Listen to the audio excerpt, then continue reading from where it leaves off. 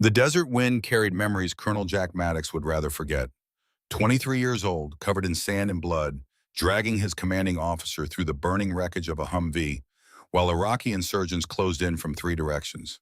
That was 1991, and Captain William Harrington had looked up at him through the smoke and said 5 words that would bind them together for 3 decades. "I owe you my life, Jack." Now at 58, Maddox stood in the observation tower at Fort Bragg, North Carolina, watching a different soldier entirely. Lieutenant Sarah Chen moved across the 1,000-yard range with fluid precision that defied her relatively brief time in service.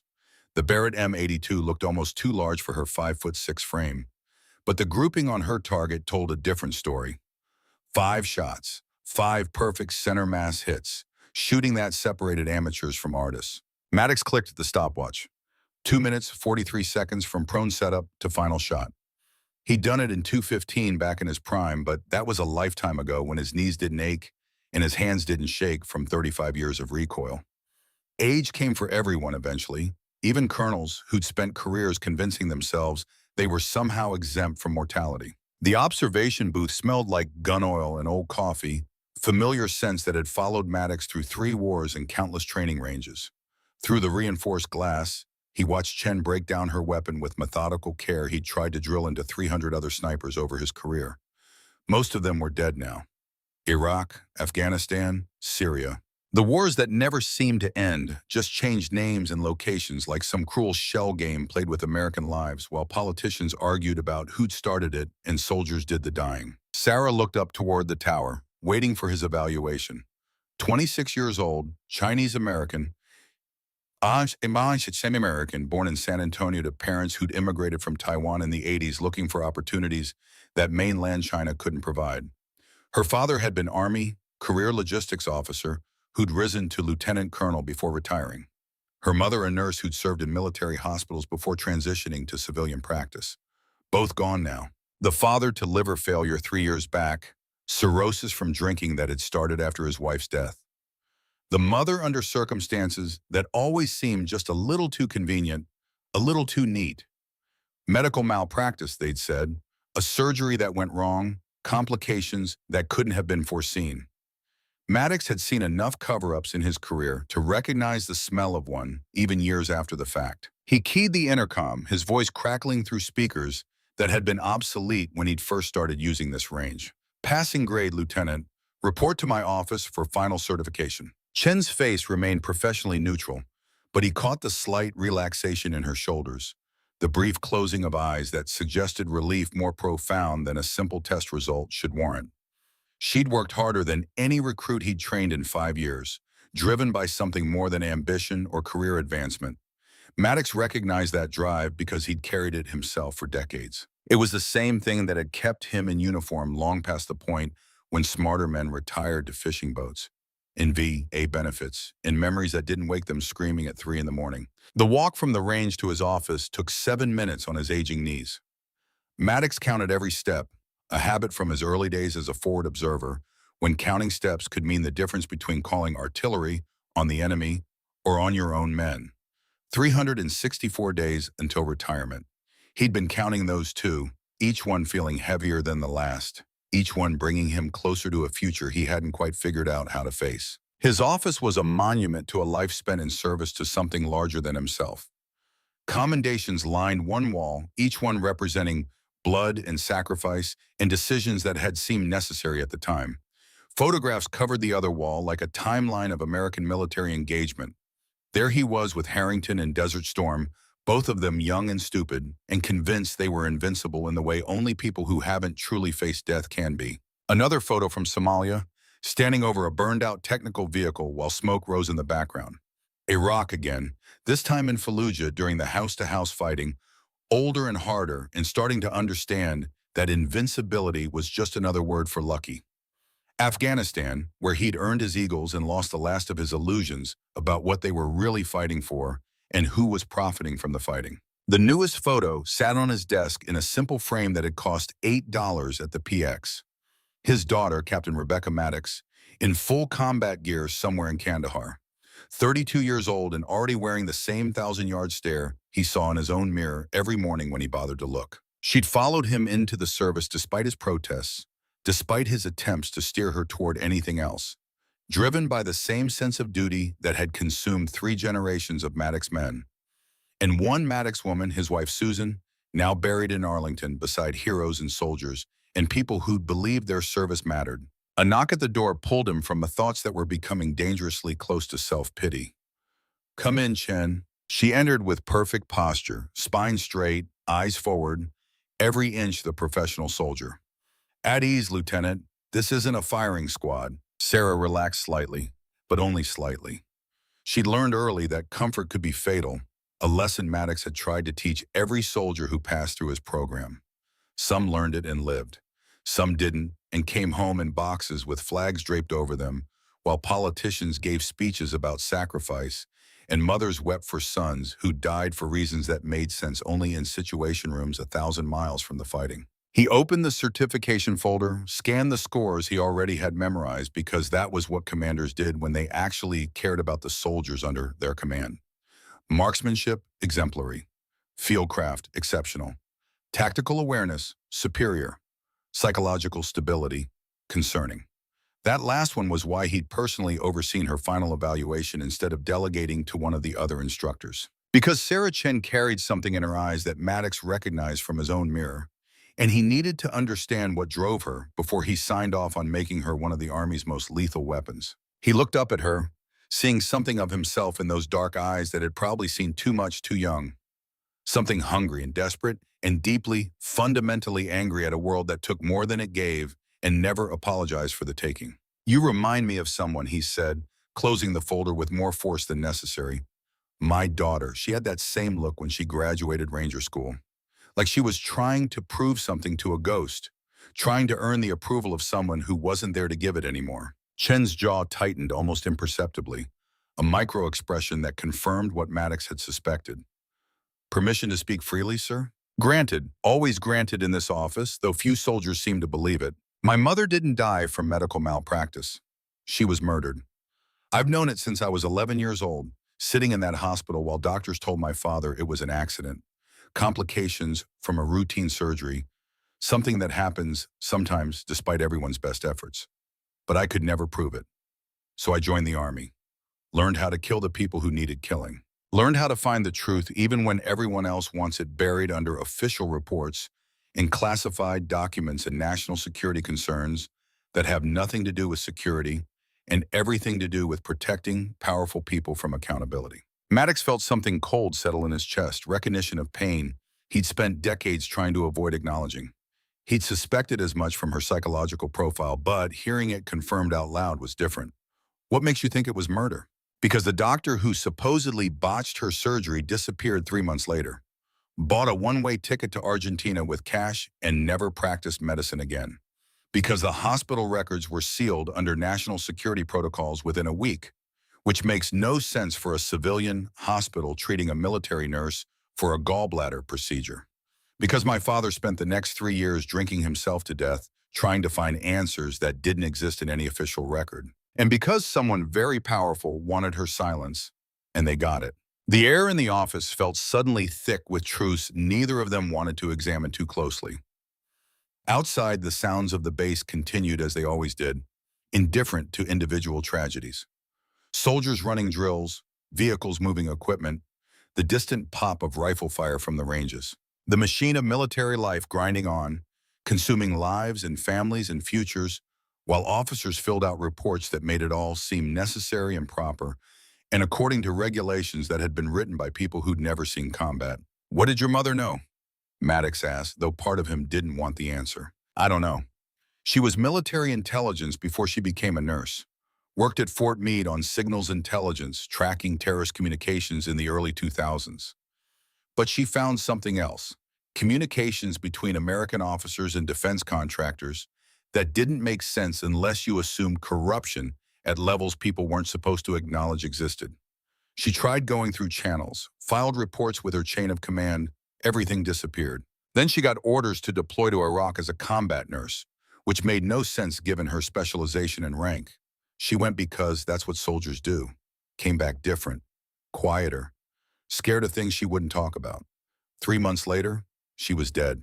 Maddox pulled out a pen, signed the certification form with hands that had steadied 3 decades of rifles, but now shook slightly with the weight of implications he couldn't quite face. "You're qualified, Lieutenant, one of the best I've trained, but let me give you some advice that nobody gave me when I was your age and thought I could fix the world by following orders. The truth is a luxury.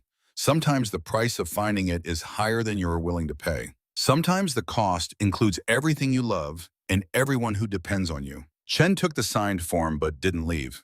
Instead, she met his eyes with an intensity that reminded him why he'd hesitated to certify her.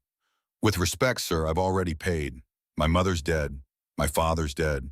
I've got nothing left to lose except the lie that their deaths meant nothing, that they were just unfortunate accidents in a world that sometimes treats good people badly." "Everyone's got something to lose," Maddox said quietly, thinking of Rebecca in Afghanistan, of threats that came in the night to people who asked questions others wanted left unasked.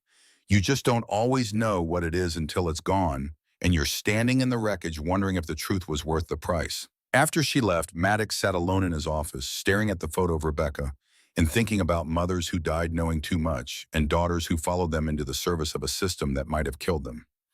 His phone buzzed on the desk, pulling him from thoughts that were becoming too dark for afternoon contemplation. A text from an unknown number. No words, just a photograph. 8 men in desert camouflage standing in front of a shot-up Iraqi building that Maddox recognized immediately. The village outside Basra, March 1991. The day everything had changed, though he hadn't understood it at the time.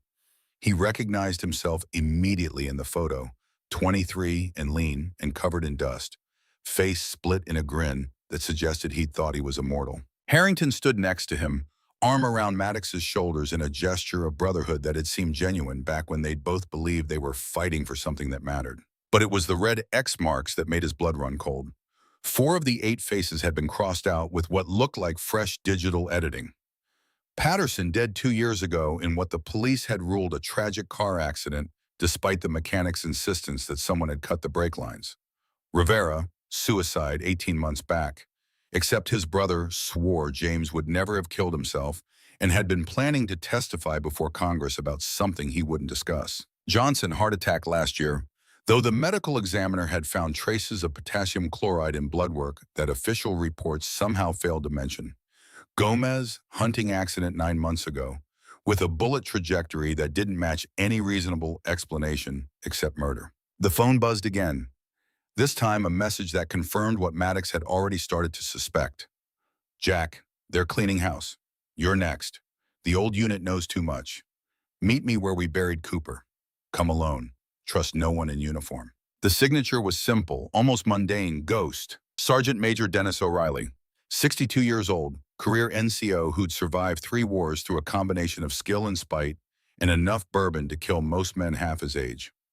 O'Reilly had been with them in Iraq, part of that same unit, one of the 4 faces not crossed out in the photo. The other was Harrington, now a 4-star general running for president on a platform of military strength and American renewal, promising to make the country great again through strength and sacrifice and all the empty words politicians used when they meant other people's blood. Maddox looked at his retirement calendar on the wall, each day marked off with the kind of attention soldiers paid to countdowns. 364 days. He could crumple up this message, delete the photo, pretend he'd never seen it. Draw his pension, buy that cabin in Montana he'd been eyeing in retirement magazines. Spend his remaining years fishing and trying to forget the faces of all the men he'd killed and all the friends he'd lost and all the decisions he'd made that had seemed necessary at the time but now kept him awake at night, wondering if he'd been following orders or just following cowards. But Cooper's name brought back memories he'd spent 30 years trying to bury under work and duty and the careful maintenance of a reputation that might all be built on lies. Corporal Thomas Cooper, 19 years old, killed by friendly fire in the opening days of Desert Storm. They'd buried him in Arlington with full honors, 21-gun salute and a flag folded into a triangle and given to a mother who'd believed her son died for his country. The official story. The story that kept generals sleeping at night and mothers believing their sons had died for something meaningful rather than to cover up crimes committed by men who wore stars on their shoulders and medals on their chests. Maddox grabbed his jacket, made a decision that would either save his life or end it, but would at least provide answers to questions he'd been avoiding for 30 years.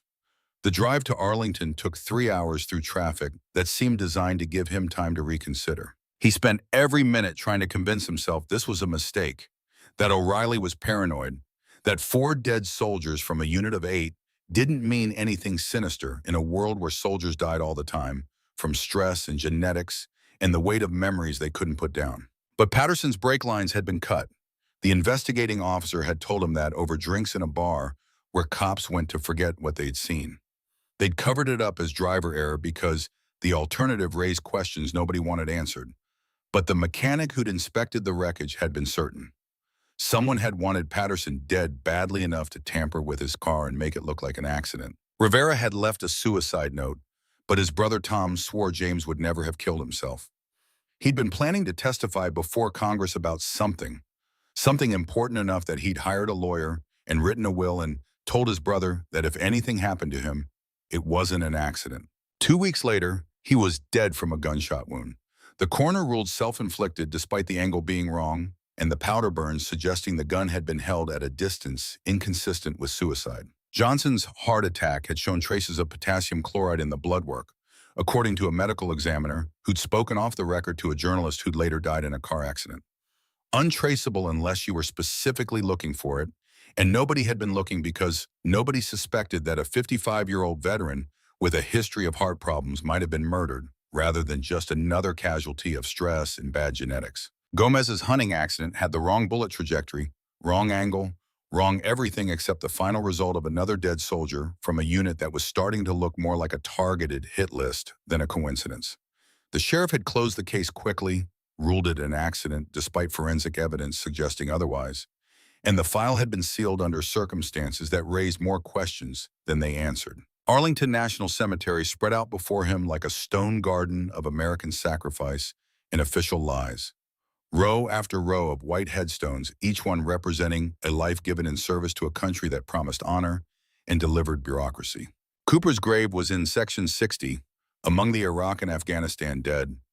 Soldiers who died believing they were protecting freedom, while politicians used their deaths to justify policies that had nothing to do with freedom and everything to do with profit. Maddox had visited exactly twice, once for the burial, once on the 10th anniversary when guilt had overwhelmed his carefully maintained but emotional distance. Both times he'd been too drunk to remember the visit clearly, had woken up the next day with grass stains on his dress uniform and no memory of what he might have said to a dead 19-year-old who trusted him. O'Reilly was waiting on a bench near Cooper's headstone, looking 20 years older than his 62 years. Skin hanging loose on bones that seemed too fragile to support a man who'd once carried 2 wounded soldiers through a minefield, while mortars landed close enough to deafen. His eyes held a familiar glassiness that Maddox recognized from his own mirror on bad mornings, the look of someone who'd seen too much and drunk too much and carried too much for too long. "You came," O'Reilly said, voice rough from decades of cigarettes and screaming orders over gunfire and breathing dust in countries Americans couldn't find on a map. Maddox sat down, feeling every one of his 58 years settle into joints that had carried too much weight over too much distance. "You sent a cryptic message in a death list, Dennis. What did you expect?" "I expected you to delete it. Smart men don't chase ghosts from 30 years ago." O'Reilly coughed, a wet sound that spoke of lungs that had breathed too much smoke and ponion and things that would eventually kill him if someone else didn't get there first. "But you were never as smart as you pretended to be. That's why Harrington liked you. Smart enough to be useful, dumb enough to follow orders. 4 men dead from our unit. That's what you wanted to show me?" O'Reilly shook his head slowly, movement that seemed to cost him effort. "I wanted to show you why they died, why I'm dying, why you're next if you don't listen and do exactly what I tell you." He pulled out a worn journal, pages yellowed with age and stained with what might have been coffee or blood or both. Maddox recognized it immediately because O'Reilly had carried that journal through 3 deployments, writing in it every night like some kind of war diary that would probably never be read by anyone who mattered. "Read it later," O'Reilly said, pressing it into Maddox's hands with fingers that trembled. "But I'll give you the summary because I don't have much time. March 19th, 1991. 2 clicks south of Basra. We found Saddam's gold convoy, 50 million in bullion, maybe more. Enough to make men forget their oaths. Harrington decided we were liberating it for operational funds. Said it would go to good use instead of sitting in some dictator's vault. I told him to call it in, to follow proper channels. He told me to shut up or join the Iraqis we were fighting. Maddox felt his chest tighten with the implications he didn't want him to face. Bull wouldn't do that. He saved my life. We're brothers. He's a lot of things, but he's not a thief. Worse than a thief, O'Reilly's laugh turned into another cough that brought up something dark. We had prisoners, 30 Iraqi soldiers who'd surrendered, hands up, white flags, everything according to the Geneva Conventions we'd all sworn to uphold. Harrington said they'd seen too much, said they'd talk, compromise the operation, get American soldiers killed. Said we had to make a hard choice between 30 enemy lives and countless American lives. Number Maddox's voice came out flat, refusing to accept what O'Reilly was saying. No, that didn't happen. I would remember something like that. You weren't there for the executions. O'Reilly met his eyes. That's what saved you. That's why you're still alive and the others aren't. You were evacuating wounded, doing your job while the rest of us were doing something that would haunt us for the rest of our lives. You didn't see what we did, didn't participate. You're clean in a way we never were. But you're saying Harrington executed prisoners. I'm saying we all did. He gave the order, but we pulled the triggers. 30 men on their knees begging in Arabic we didn't understand, and we shot them one by one because a captain told us it was necessary for operational security. The words hung between them like smoke from a funeral pyre. Around them, Arlington continued its quiet vigil, holding the dead in neat rows while the living struggled with truths that came too late to matter. The final twist of the knife came when O'Reilly pulled out one more item from his jacket, a VHS tape, the kind nobody had used in 20 years. This was in my gear. Helmet cam footage from that day. I've been carrying it for 30 years, waiting for the right moment to use it. Now Harrington's running for president, and if he wins, everyone who knows about those prisoners is a liability he can't afford to leave alive. Before Maddox could respond, O'Reilly's face went pale. His hand moved to his chest, fingers clutching at fabric. The journal fell from his lap onto the ground. Dennis! Maddox grabbed him as he started to slide off the bench. Dennis, stay with me. O'Reilly's eyes focused on him with sudden clarity, the way dying men sometimes found perfect lucidity in their final moments. Storage unit, Fayetteville, locker 247. Password is your daughter's birthday. He gasped, breath coming in short bursts. Everything's there. Video, photos, proof enough to bring down the Citadel. The what? They poisoned me, Jack. This morning's coffee. Slow acting. Wanted me to have time to suffer, time to think about all the secrets I've been keeping. O'Reilly's grip tightened on Maddox's arm. Harrington's not just covering up Iraq. He's planning something bigger. Called it the Citadel. Old generals, defense contractors, intelligence chiefs. They're going to use a crisis to seize control. Martial law, military government, the kind of coup we used to prevent in other countries. You're not making sense. Maddox was already reaching for his phone to call an ambulance, but O'Reilly stopped him. Too late, already shutting down. Listen to me. The Citadel has been planning this for years. They're going to create a crisis, something big enough to justify emergency powers. And you're the only one I trust to stop them because you're the only one Harrington won't see coming. He thinks you're loyal, thinks you owe him. Use that. The paramedics arrived 6 minutes later, summoned by someone who'd seen the commotion, but O'Reilly was already gone. They worked on him for 20 minutes before calling it, and Maddox watched the whole thing with strange detachment, like he was observing someone else's tragedy from a great distance that kept growing with every compression they performed on a chest that would never breathe again. The police came next. Questions about his relationship with the deceased, about why they were meeting, about whether O'Reilly had seemed suicidal or unstable. Maddox gave them the answers they wanted to hear, the ones that would close the case quickly and let everyone go home feeling like they'd done their jobs. Old Army buddies catching up. No, Dennis seemed fine, maybe a little tired, but who wasn't at 62 after a lifetime of service? They ruled it a heart attack within the hour, another soldier's heart giving out decades after the war had ended. Nobody mentioned poison. Nobody ran a toxicology screen that would have found what O'Reilly claimed was in his system. Nobody asked why a man would choose Arlington National Cemetery as a place to meet an old friend unless he knew he wasn't leaving alive. Maddox drove back to Fort Bragg in silence. The journal and VHS tape sitting on the passenger seat like evidence at a crime scene waiting to be processed. He didn't open the journal, didn't want to know what horrors it contained.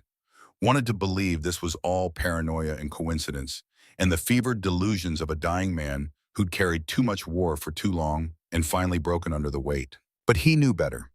35 years in the military had taught him to recognize when something was deeply, fundamentally wrong. And this was wrong in ways that made his skin crawl and his hands shake and his mind race through implications he didn't want to face. His phone rang as he crossed into North Carolina, Harrington's name on the caller ID. Maddox almost didn't answer, but 40 years of friendship and military conditioning were hard to overcome, even when you suspected your friend might be a murderer. "Jack, you old bastard," Harrington's voice boomed with practiced warmth that might have been genuine or might have been the performance of a man who'd spent his career making colonels feel like trusted confidants. "I heard you were at Arlington today, paying respects." Dennis O'Reilly died this afternoon. A pause, just long enough to be noticeable. "Jesus, Dennis, hell of a soldier. How'd it happen?" "Heart attack. They said it was quick." Another pause, longer this time. "That's good. Better than wasting away in some VA hospital with tubes running in and out while doctors collect their fees. We're all getting old, Jack. One by one, the old guard is fading away." The words felt rehearsed, like Harrington had been practicing this conversation in his head, preparing for exactly this moment. Maddox gripped the steering wheel tighter, fighting the urge to accuse, to confront, to demand truth from a man who might have spent 30 years lying to him. "He said something strange before he died," Maddox ventured carefully. "About Iraq, about things that happened we never talked about. Things involving gold and prisoners and hard choices." The warmth drained from Harrington's voice, replaced by something harder and colder. "Iraq was a long time ago, Jack. A lot happened over there. A lot of things best left buried with the men who saw them. War makes men do things they wouldn't do in peacetime. You know that better than most. Bull, if there's something I should know, something that might come back on us, on the unit, there's nothing." Harrington's voice turned sharp, almost threatening, the voice of a general giving orders he expected to be followed without question. Dennis was sick. PTSD, probably. Started seeing conspiracies everywhere, connecting dots that weren't connected. You know how it is. The war follows some men home and never lets go. It hollows them out from the inside until they can't tell the difference between memory and paranoia. He paused, and when he spoke again, the warmth was back, but artificial now, calculated. "You're 364 days from retirement, Jack. Don't ruin it by chasing ghosts that Dennis imagined in his final days. Enjoy your remaining time in service. Spend time with Rebecca. Fish. Golf. Forget about wars that ended 30 years ago and focus on the life you've earned through decades of loyal service." "Yeah, sure. Thanks for calling, Bull. Anytime, brother. Anytime you need me, I'm here for you. Just like you were there for me when that Humvee was burning and I thought I was going to die in the Iraqi desert." The line went dead and Maddox realized his hands were shaking hard enough that he had to pull over. Brother, Harrington hadn't called him that since Iraq, since the day Maddox had pulled him from that burning vehicle and earned a debt that apparently came with an expiration date. The storage facility in Fayetteville was the kind of anonymous concrete bunker that dotted every military town in America. Places where soldiers stored the pieces of their lives that didn't fit in base housing or deployment duffels. Memories and furniture and all the accumulated weight of decades in service to something that might not have deserved the sacrifice. Locker 247 was on the second floor, tucked between a unit full of old furniture and one that appeared to be empty. Maddox entered Rebecca's birthday on the keypad with fingers that still trembled, 06/15/92. The day his daughter was born, the day he'd realized his own mortality in a way that combat never quite managed, the day he'd understood that some things mattered more than duty and orders in the chain of command. The lock clicked open. Inside, 3 things waited for him, like evidence at a crime scene that had been cold for 30 years. A VHS tape, identical to the one O'Reilly had given him, probably a backup in case something happened to the first.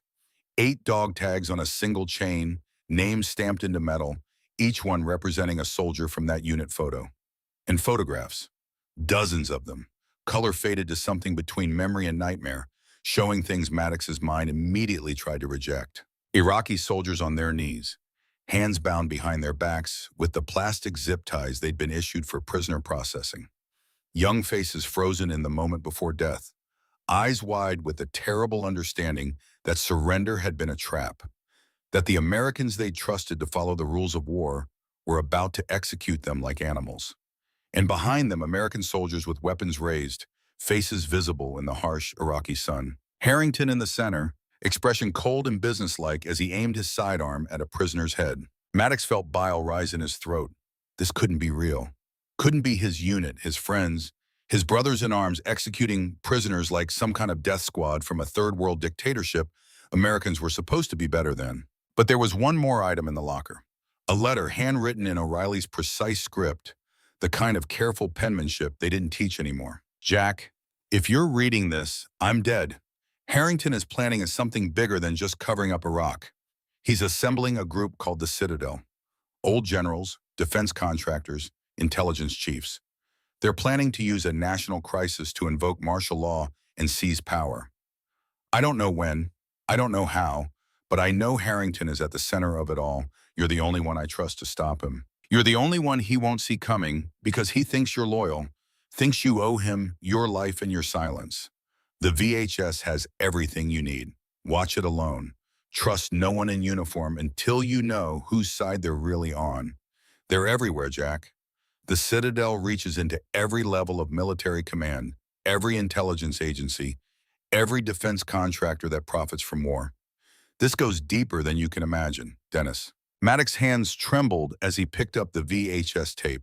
He hadn't owned a VCR in 15 years, but he knew where to find one. The base library maintained old equipment for archival purposes, video bays where soldiers could convert family memories to digital formats before the physical media degraded beyond recovery. The library was empty at 10 p.m. when Maddox arrived with his retired colonel credentials that still opened doors they probably shouldn't. He locked himself in viewing room 3, inserted the tape with hands that wouldn't stop shaking, and pressed play on equipment that groaned with age. Grainy footage flickered to life. Helmet cam perspective, the kind of recording that wasn't standard issue in 1991, but that enterprising soldiers sometimes carried anyway, documenting history for reasons they couldn't quite articulate. O'Reilly's voice in the background, young and uncertain in a way the grizzled Sergeant Major Maddox had known never was. Cameras rolling. March 19, 1991. 2 clicks south of Basra. Operation Desert Storm. Day 43. The image stabilized, showing a scene from hell that Maddox had no memory of witnessing. The gold convoy, Iraqi trucks loaded with bullion that gleamed even through the grainy footage. 30 prisoners sitting in the sand, hands bound, guarded by American soldiers whose faces were clearly visible in the harsh desert sun. And Harrington, younger and harder than the polished general who now appeared on cable news, promising to make America strong again, addressing his men with the kind of authority that made questioning seem like betrayal. Gentlemen, we've just found $50 million in gold. Maybe more. That's operational funding for the kind of work Congress won't approve, and the American people wouldn't understand if they knew about it. That's what keeps this war machine running when politicians get stingy with appropriations and generals have to make hard choices about where resources go and who gets left behind. But we've got witnesses, 30 witnesses who'll talk the moment we turn them over to the regular army, who'll compromise operational security and get American soldiers killed because they can't keep their mouths shut about things that need to stay buried. Someone off camera, voice uncertain and young, "Sir, we could blindfold them, keep them separated during transport.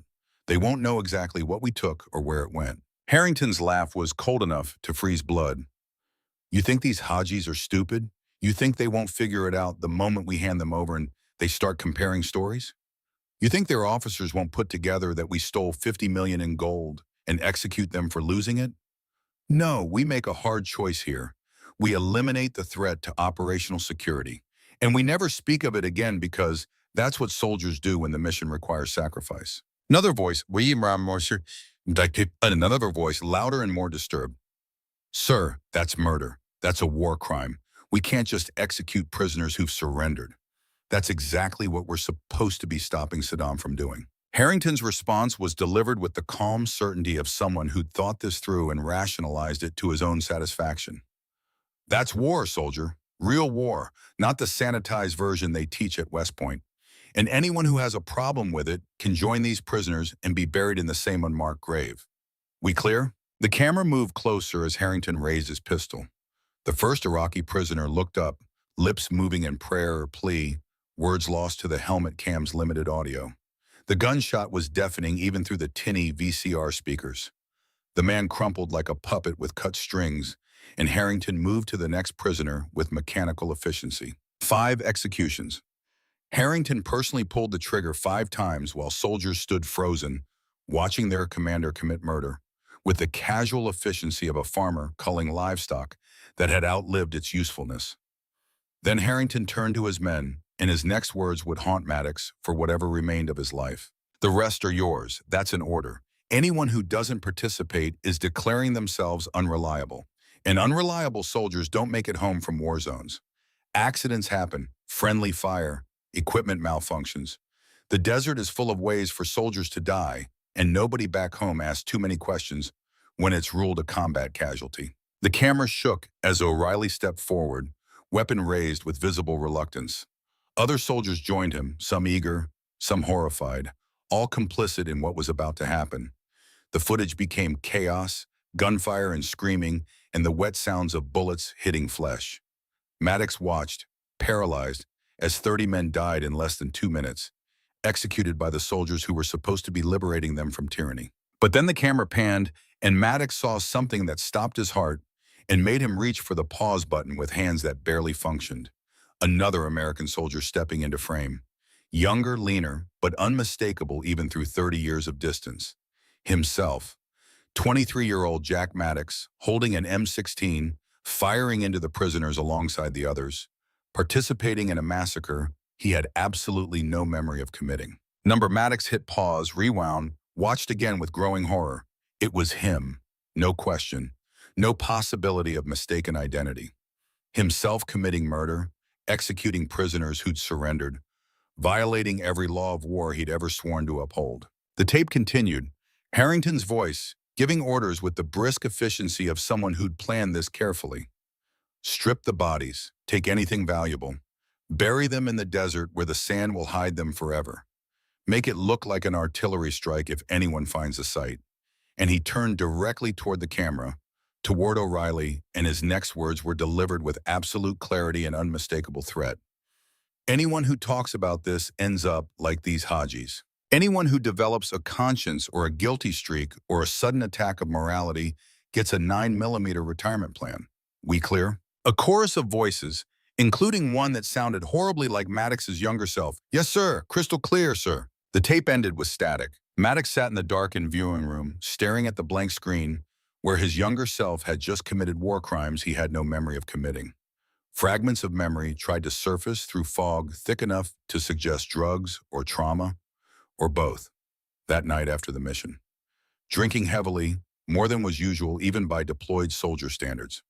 Harrington handing him whiskey, insisting he needed to relax, needed to forget the stress of combat, needed to bond with his brothers. Waking up the next day with blood on his hands and his uniform, and no clear recollection of how it got there. Assuming it was from wounded he'd evacuated. Assuming it was someone else's blood from the firefight he did remember. But it had been prisoner blood. Iraqi blood. He'd murdered unarmed men and spent 30 years not remembering it. The memory buried so deep that even now, watching the evidence, part of his mind tried to reject what his eyes were seeing. The walk back to his quarters felt like swimming through concrete. Maddox drove through the base gates on autopilot, his mind trapped in 1991, watching himself commit atrocities that contradicted everything he thought he knew about honor and duty and the price of service. His apartment was standard officer housing, functional, impersonal, filled with the bare minimum of possessions that came from a lifetime of moving every 2 years to wherever the Army needed colonels who followed orders without asking too many questions. He sat on his bed, staring at his service pistol, the Sig Sauer P320 that had been his sidearm for the last decade, loaded, ready, offering a solution that seemed increasingly attractive as the weight of what he'd learned pressed down on him. 2 choices crystallized with painful clarity. Eat the gun, end it before Harrington decided to tie up one more loose end. Go out on his own terms instead of dying in a staged accident like Patterson or Rivera or Johnson or Gomez. Leave Rebecca without a father, but also without the shame of knowing what her father had done. Or fight. Expose Harrington in the Citadel and 30 years of lies, even though it meant destroying his own reputation, his own legacy, admitting to the world that Colonel Jack Maddox, decorated war hero, was actually a war criminal who'd murdered prisoners and suppressed the memory for 3 decades through mechanisms his mind had built to protect itself from unbearable truth. His phone rang. Rebecca's number. Satellite call from Afghanistan, crackling with distance and encryption. He almost didn't answer, didn't want her to hear whatever was in his voice right now, whatever tone spoke of a father contemplating suicide or worse. But she was his daughter, and he'd missed too many calls over too many deployments. And if this was the last time they spoke, he wanted it to be because he'd chosen to protect her, rather than because he'd been too cowardly to answer. "Hey, Dad." Rebecca's voice carried the exhaustion of someone who'd been fighting a war for too long without understanding what they were really fighting for. "Just wanted to hear your voice. We lost 2 guys today in a firefight. Martinez and Chen, good men, soldiers who did their jobs and followed orders and died because someone somewhere decided their deaths served a purpose none of us can quite articulate anymore." I keep thinking, what are we even fighting for? What's the mission when the mission keeps changing and the enemy keeps multiplying and every victory just creates more problems we'll still be dealing with in 20 years? Maddox closed his eyes, heard his daughter asking the same questions he'd been asking since 1991. Questions that had answers too terrible to speak aloud. "We fight because someone has to stand between the innocent and the wolves, sweetheart. Because if good people don't serve, then only bad people will have the power and the weapons and the authority to decide who lives and who dies." "But what if the wolves are wearing our uniform?" Rebecca's question hit like a bullet between the ribs. What if the people we're supposed to trust, the generals and the leaders, and the ones giving orders, what if they're what if they're the ones we should fear most?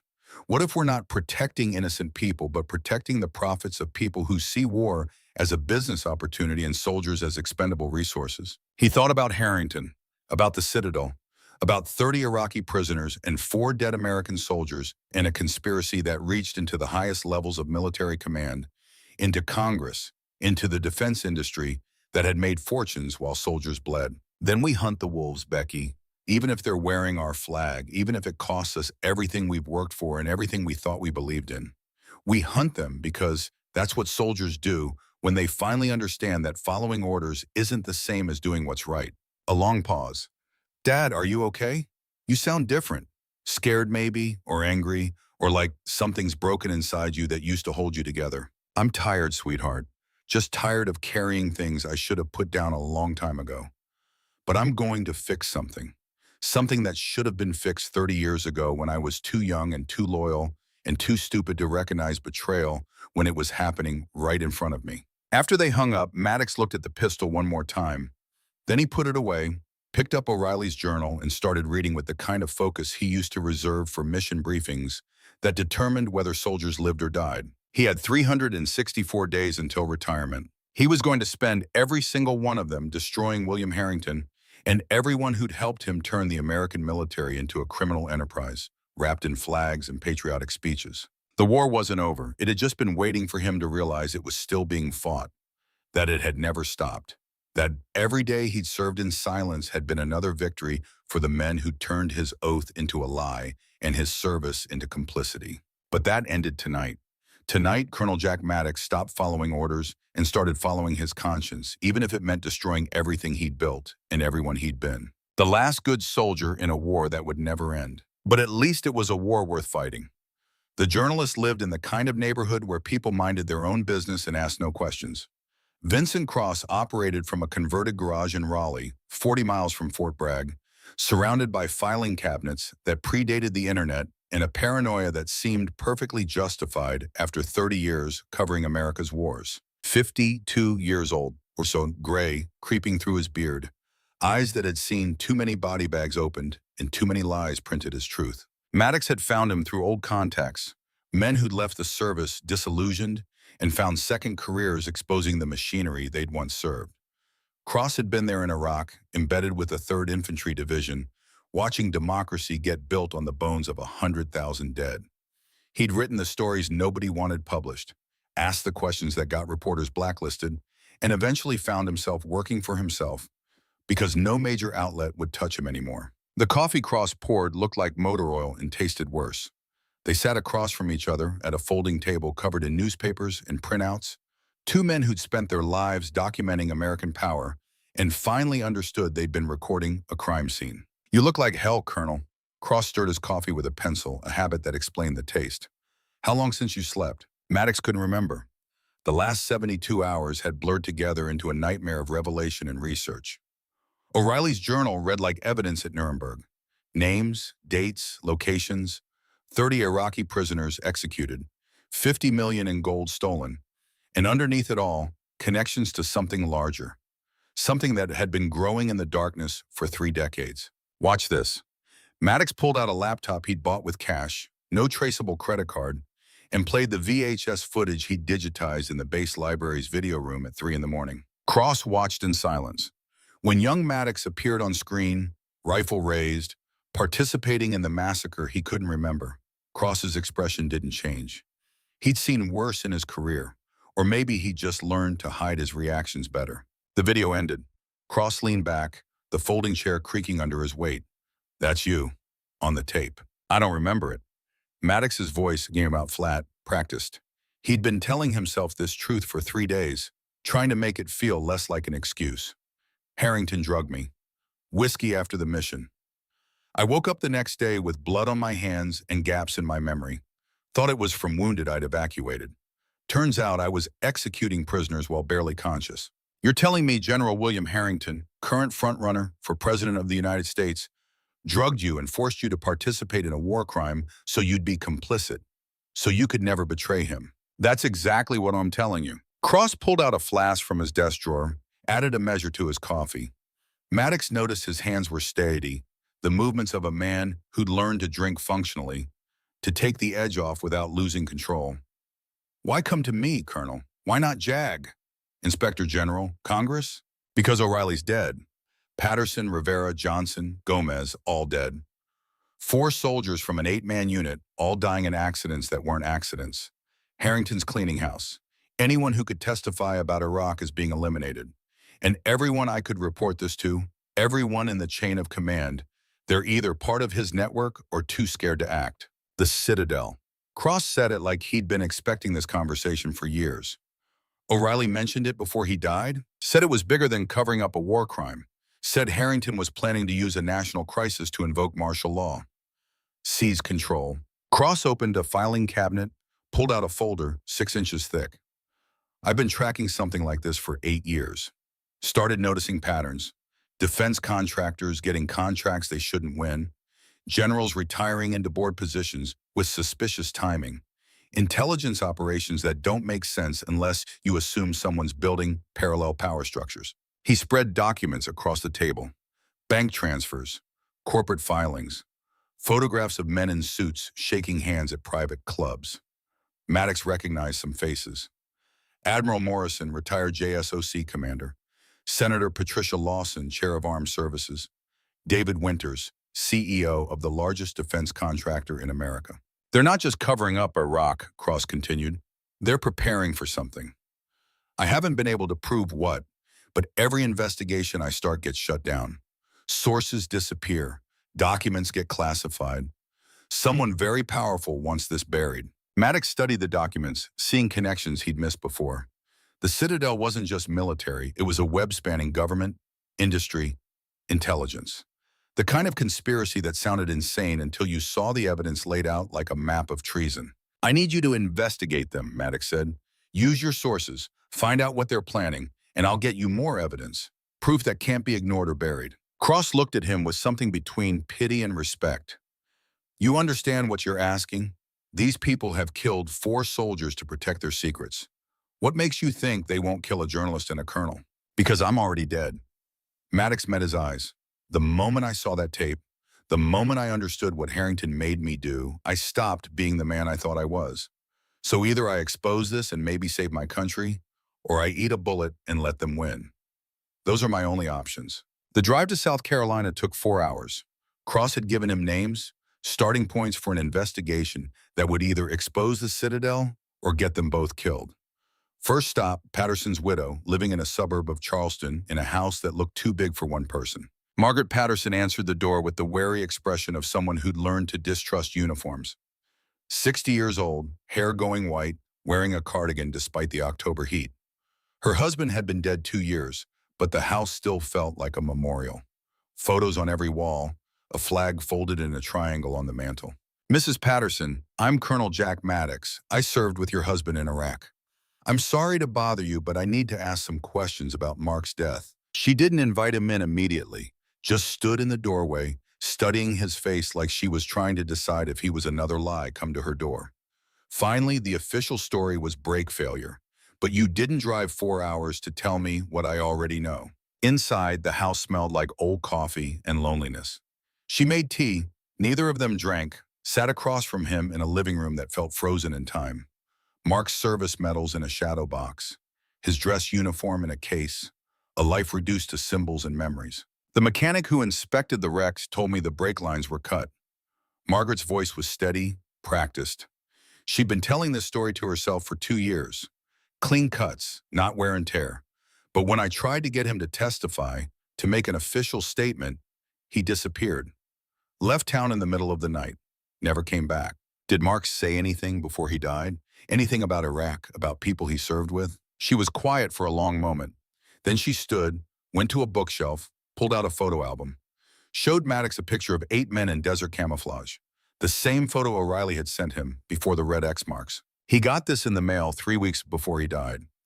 No return address, just a photo with a note that said, "Forget Iraq or your family suffers." Mark didn't forget. He hired a lawyer, was planning to testify before Congress. About what, he wouldn't tell me. Said it was safer if I didn't know. Maddox felt cold certainty settling in his chest. Did he keep any records? Notes? Documents? Stolen. The week after he died, someone broke into the house. Police said it was a burglary, but nothing valuable was taken. Just Mark's computer, his files, his deployment journals. Everything that might have proven what he knew. The pattern repeated in Colombia. Rivera's brother, a former cop with suspicious eyes and a service pistol visible under his jacket. James would never have killed himself. He had too much to live for, too much anger at the system to go out quietly. In Savannah, Johnson's daughter showed Maddox the medical examiner's preliminary report before it had been amended. Traces of potassium chloride in the blood work, untraceable unless you knew to look for it. The official autopsy had listed natural causes, heart failure, case closed. In Jacksonville, Gomez's son, himself an Army Ranger, described his father's hunting accident in terms that made it clear: wrong angle for self-inflicted wound, wrong trajectory for another hunter's mistake, exactly right for an assassin with a scoped rifle, and orders to make it look accidental. 4 families, 4 stories of men who died knowing too much. And underneath it all, the same pattern. Threats, then death, then rapid cleanup to eliminate evidence. Maddox compiled everything in a storage unit he'd rented under a false name. Photos, testimonies, documents Cross had provided. A case that would convince any honest investigator that something criminal was happening. But finding an honest investigator was the problem. Harrington's influence reached everywhere, and trust had become the rarest commodity in Maddox's world. Cross called on the 6th day, his voice tight with excitement or fear. Maybe both. "I found something. Meet me at the diner off Highway 74, 1 hour." The diner was chrome and neon, a throwback to the 50s that served coffee strong enough to strip paint. Cross sat in a back booth, laptop open, looking like he hadn't slept in days. Probably because he hadn't. "I traced the financial connections," Cross said without preamble. "The defense contractors, the generals, they're all connected through shell companies and offshore accounts. But that's not the interesting part.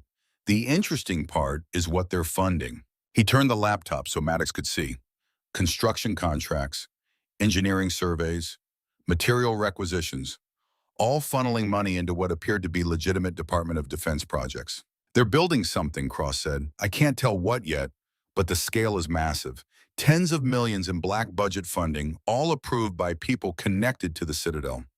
And the timeline accelerates in the next few weeks." Maddox studied the documents, feeling pieces click together.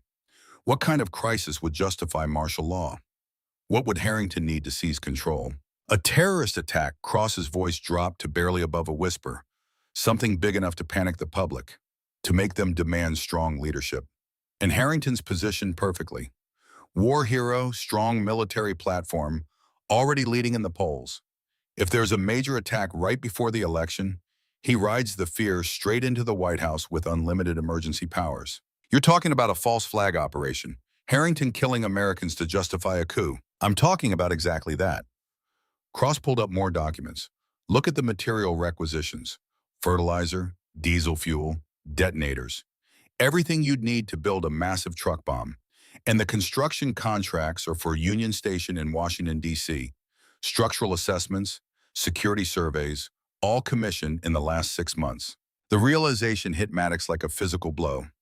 Union Station, major transit hub, thousands of commuters every day. A bombing there would kill hundreds, maybe more. Would be the new Oklahoma City, the new 9/11, the crisis that Harrington needed to invoke emergency powers and activate the Citadel. When? Maddox's voice sounded distant in his own ears. I don't know yet, but if the contracts accelerate next month. If I had to guess, right before the election, maximum impact, maximum fear. Before Maddox could respond, his phone buzzed. A text from an unknown number. Just coordinates and a time. And a photograph. His daughter Rebecca in Afghanistan, unaware she was being photographed. Crosshairs digitally superimposed over her face. The message was clear. Back off or Rebecca dies. Maddox showed Cross the phone. The journalist's face went pale. They're watching us. Listening, they know we're here. As if in response, headlights flooded the diner's parking lot. 3 black SUVs. No plates. Windows tinted. The kind of vehicles that meant either federal agents or something worse. Back door. Cross was already moving, grabbing his laptop. Now. They ran through the kitchen, past a cook who barely looked up from his grill, out into the alley behind the diner. The SUVs were already blocking the main street, men emerging in tactical gear, moving with military precision. Maddox pulled Cross into the shadows behind a dumpster. Through the gap, he watched 6 men enter the diner, weapons drawn but held low, professional and controlled. Not police, not FBI. Private contractors, the kind the Citadel would use for operations that needed to stay off official books. The lead man was someone Maddox recognized. Lieutenant Colonel Marcus Webb, 45, former Delta operator, supposedly retired, now working for one of the defense contractors tied to the Citadel. A cleaner, someone who handled problems that couldn't be solved through official channels. Webb's voice carried across the parking lot as he spoke into a radio. Target location confirmed. Cross was here. Maddox too. They ran, spread out and find them. Cross grabbed Maddox's arm, pointed to a fence 50 yards away. Beyond it, woods. Dark, thick, offering cover. They moved quietly, years of training and experience letting them slip through shadows while Webb's team swept the diner. The fence was chain link, 8 feet high, topped with barbed wire. Maddox went over first, feeling every one of his 58 years in the effort, landing hard on the other side. Cross followed, moving slower, grunting with exertion as he cleared the wire. Behind them, shouts. Shouts, flashlights cutting through the darkness. Webb's team had spotted them. They ran through the woods, no plan except distance and darkness. Maddox's lungs burned, his knees protesting every step. Cross wheezed beside him, 20 years of cigarettes catching up. Behind them, the systematic sweep of professional hunters, men who knew how to track and how to kill. A clearing opened ahead. Cross pointed to a service road, barely visible in the moonlight. Maddox saw a car parked there, old sedan, probably belonging to someone visiting the woods. He made a decision born of desperation and necessity. The window broke easily. Hot wiring took 30 seconds, muscle memory from a youth that felt like it belonged to someone else. The engine turned over, and they were moving before Webb's team cleared the tree line. Gunfire erupted behind them, bullets punching through the rear windshield, safety glass spiderwebbing. Maddox floored the accelerator, the old sedan protesting but responding, putting distance between them and their hunters. "They're not trying to kill us," Cross observed, voice remarkably calm for a man who'd just been shot at. "They're hurting us." Maddox realized he was right. The shots had been carefully placed, missing by inches, pushing them in a specific direction, away from populated areas, toward isolation, toward whatever Webb had planned. He spun the wheel, taking a turn that wasn't part of their pursuer's plan. The sedan fishtailed, tires screaming, then straightened. Behind them, the SUVs adapted but slower, surprised. An intersection appeared. Maddox had seconds to choose, left toward the highway and potential witnesses, right toward back roads and darkness, straight ahead toward a commercial district that would have security cameras and people and accountability. He went straight, accelerating through the intersection just as the light turned red. The SUVs followed, and Maddox heard the crunch of metal as one of them clipped a civilian car. Good. Witnesses, evidence, things that made execution harder to justify. But Webb was professional. He called off the chase at the commercial district's edge, letting Maddox and Cross disappear into the maze of strip malls and chain restaurants. Not giving up, just adapting. Hunting required patience, and Webb had always been patient. They ditched the car in a Walmart parking lot, cameras everywhere, impossible to kill someone without being recorded. Cross looked shaken, finally showing the fear that Maddox suspected had been building since this started. They tried to kill us. The journalist's voice carried disbelief despite everything he'd seen, everything he'd investigated. A sitting general just authorized a hit on American citizens on American soil. Harrington's protecting his secret, Maddox said, and we just proved we're too dangerous to ignore. They'll try again. Smarter next time. We need protection. Police, FBI, someone official. Maddox shook his head. The Citadel has people everywhere. We go official, we're dead within 24 hours. Our only protection is publicity. We need to go public with everything we know. Cross pulled out his phone, then paused. My editor won't publish this. He's probably already been contacted, told to kill any story about Harrington, and without official sources, without documents we can prove aren't fabricated, it's just conspiracy theory. They'll discredit us, call us paranoid. Vietnam syndrome, PTSD, crazy veterans seeing enemies that don't exist. The words hit harder than they should have because Maddox knew they were true. He'd spent 3 days watching himself on video, committing a crime he couldn't remember, and he still struggled to believe it had happened. How could he expect the public to believe something even more outrageous? Then we get proof they can't deny. We find out what they're building, when they're planning to use it. We document everything, and we release it in a way they can't stop. Cross nodded slowly. I've got contacts. Alternative media, international outlets, people who don't answer to American corporate interests. But we need evidence, real physical evidence, not just financial records and circumstantial connections. Maddox thought about O'Reilly's journal, the VHS tape, the testimonies of 4 dead soldiers' families. None of it would be enough. Harrington's lawyers would argue evidence tampering, false memories, conspiracy theories spun from grief and resentment. They needed something undeniable, something that proved the Citadel was planning an attack, something that showed Harrington's involvement beyond reasonable doubt. My daughter's stationed in Afghanistan. Maddox pulled out his phone, looked at the threatening photo again. But Harrington just told me he can reach her anytime he wants, which means he's got assets over there. Communications, chain of command. He has to coordinate somehow. And coordination leaves traces. Cross was already opening his laptop, connecting through his phone's hotspot. Give me her unit designation, her deployment location. I can access military communications databases, see who's been making unusual contact with her command structure. Maddox provided the information, watching Cross work with the focused intensity of someone who'd spent decades digging through information that powerful people wanted buried. The journalist's fingers flew across the keyboard, programs running that Maddox didn't understand, accessing systems that should have been secure. Got something. Cross turned the laptop. Encrypted communications from a Pentagon office to your daughter's battalion commander. Coded, but the metadata shows it's coming from the Secretary of Defense's office. Except the Secretary of Defense is out of the country right now. Someone's using his credentials. Can you decrypt it? Given time, maybe. But there's an easier way. These communications have to go through military satellites, and satellite communications have to be approved through mission control. If we can access those approval records, we can see who's really sending these messages. Cross made it a call, spoke briefly in terms Maddox didn't quite follow, hung up and said, I've got a source at Cybercom, former NSA analyst who left after discovering illegal surveillance programs. She can access the satellite logs, trace the communications back to their source. How long? 24 hours. Maybe less if she's motivated. And trust me, exposing Pentagon corruption motivates her more than money ever could. They found a motel off I-95, the kind that took cash and didn't ask questions. Paid for 2 rooms but stayed in one, taking turns sleeping and watching the door. Maddox couldn't sleep anyway. Every time he closed his eyes, he saw Iraqi prisoners on their knees, saw his younger self raising a rifle, saw O'Reilly dying in Arlington while poison ate through his system. Cross's phone rang at 4 in the morning.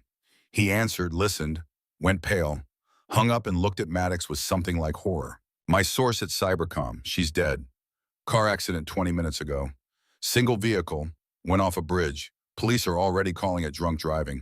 Did she find anything before she died? She sent me a file, encrypted.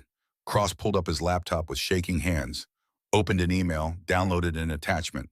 The decryption took 3 minutes that felt like hours. When the file opened, Maddox understood why someone had killed her to stop this information from spreading. It was a complete communications map. Every encrypted message between the Citadel members for the last 6 months.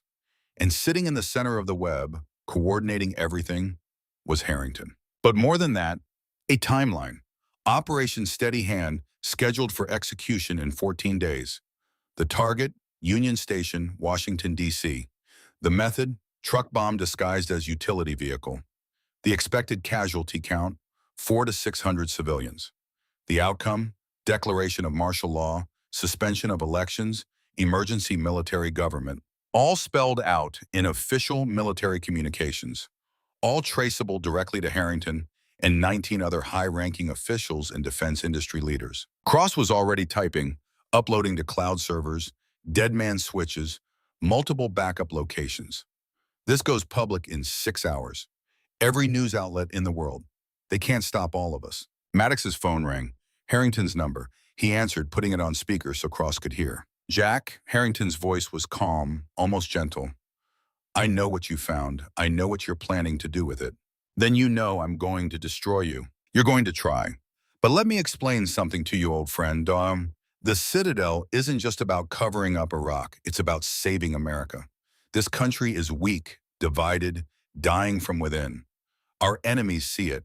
China, Russia, Iran. They're waiting for us to collapse. And we will, unless someone takes control. Unless someone makes the hard choices that democracy can't handle anymore. You're talking about killing 600 Americans. I'm talking about saving 300 million. A few hundred dead in a terrorist attack, yes, tragic. But it unites the country, gives us a common enemy, lets us rebuild strength, restore order.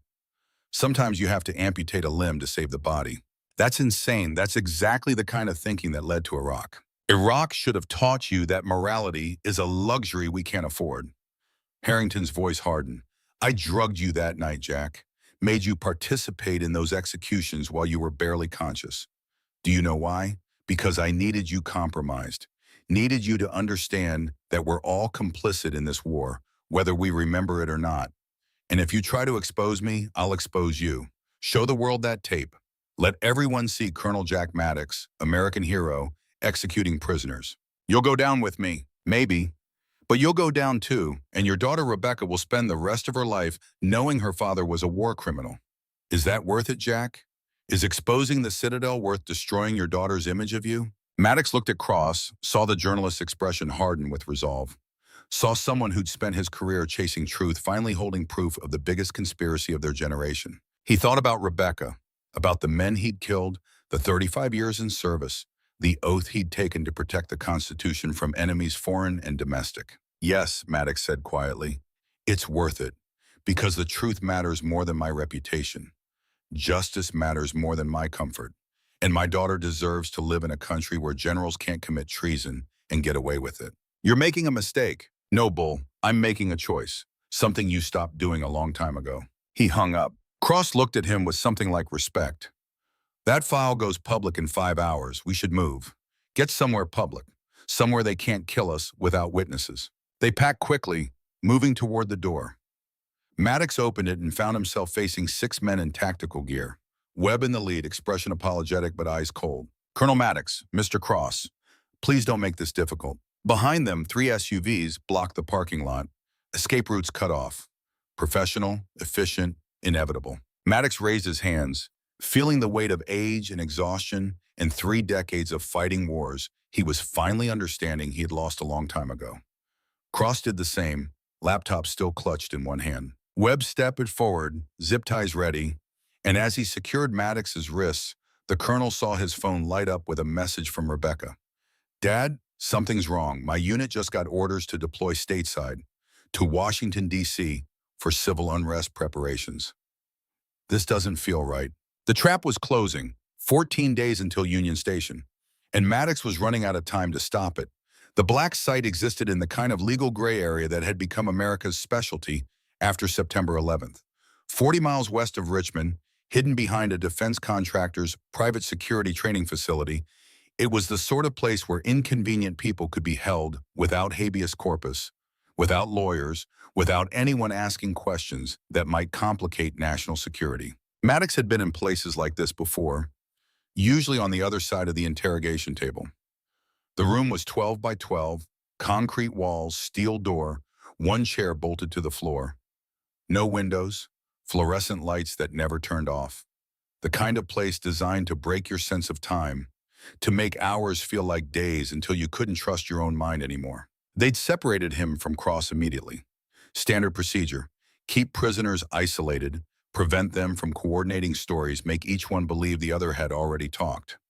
Maddox had used these techniques himself in Iraq and Afghanistan.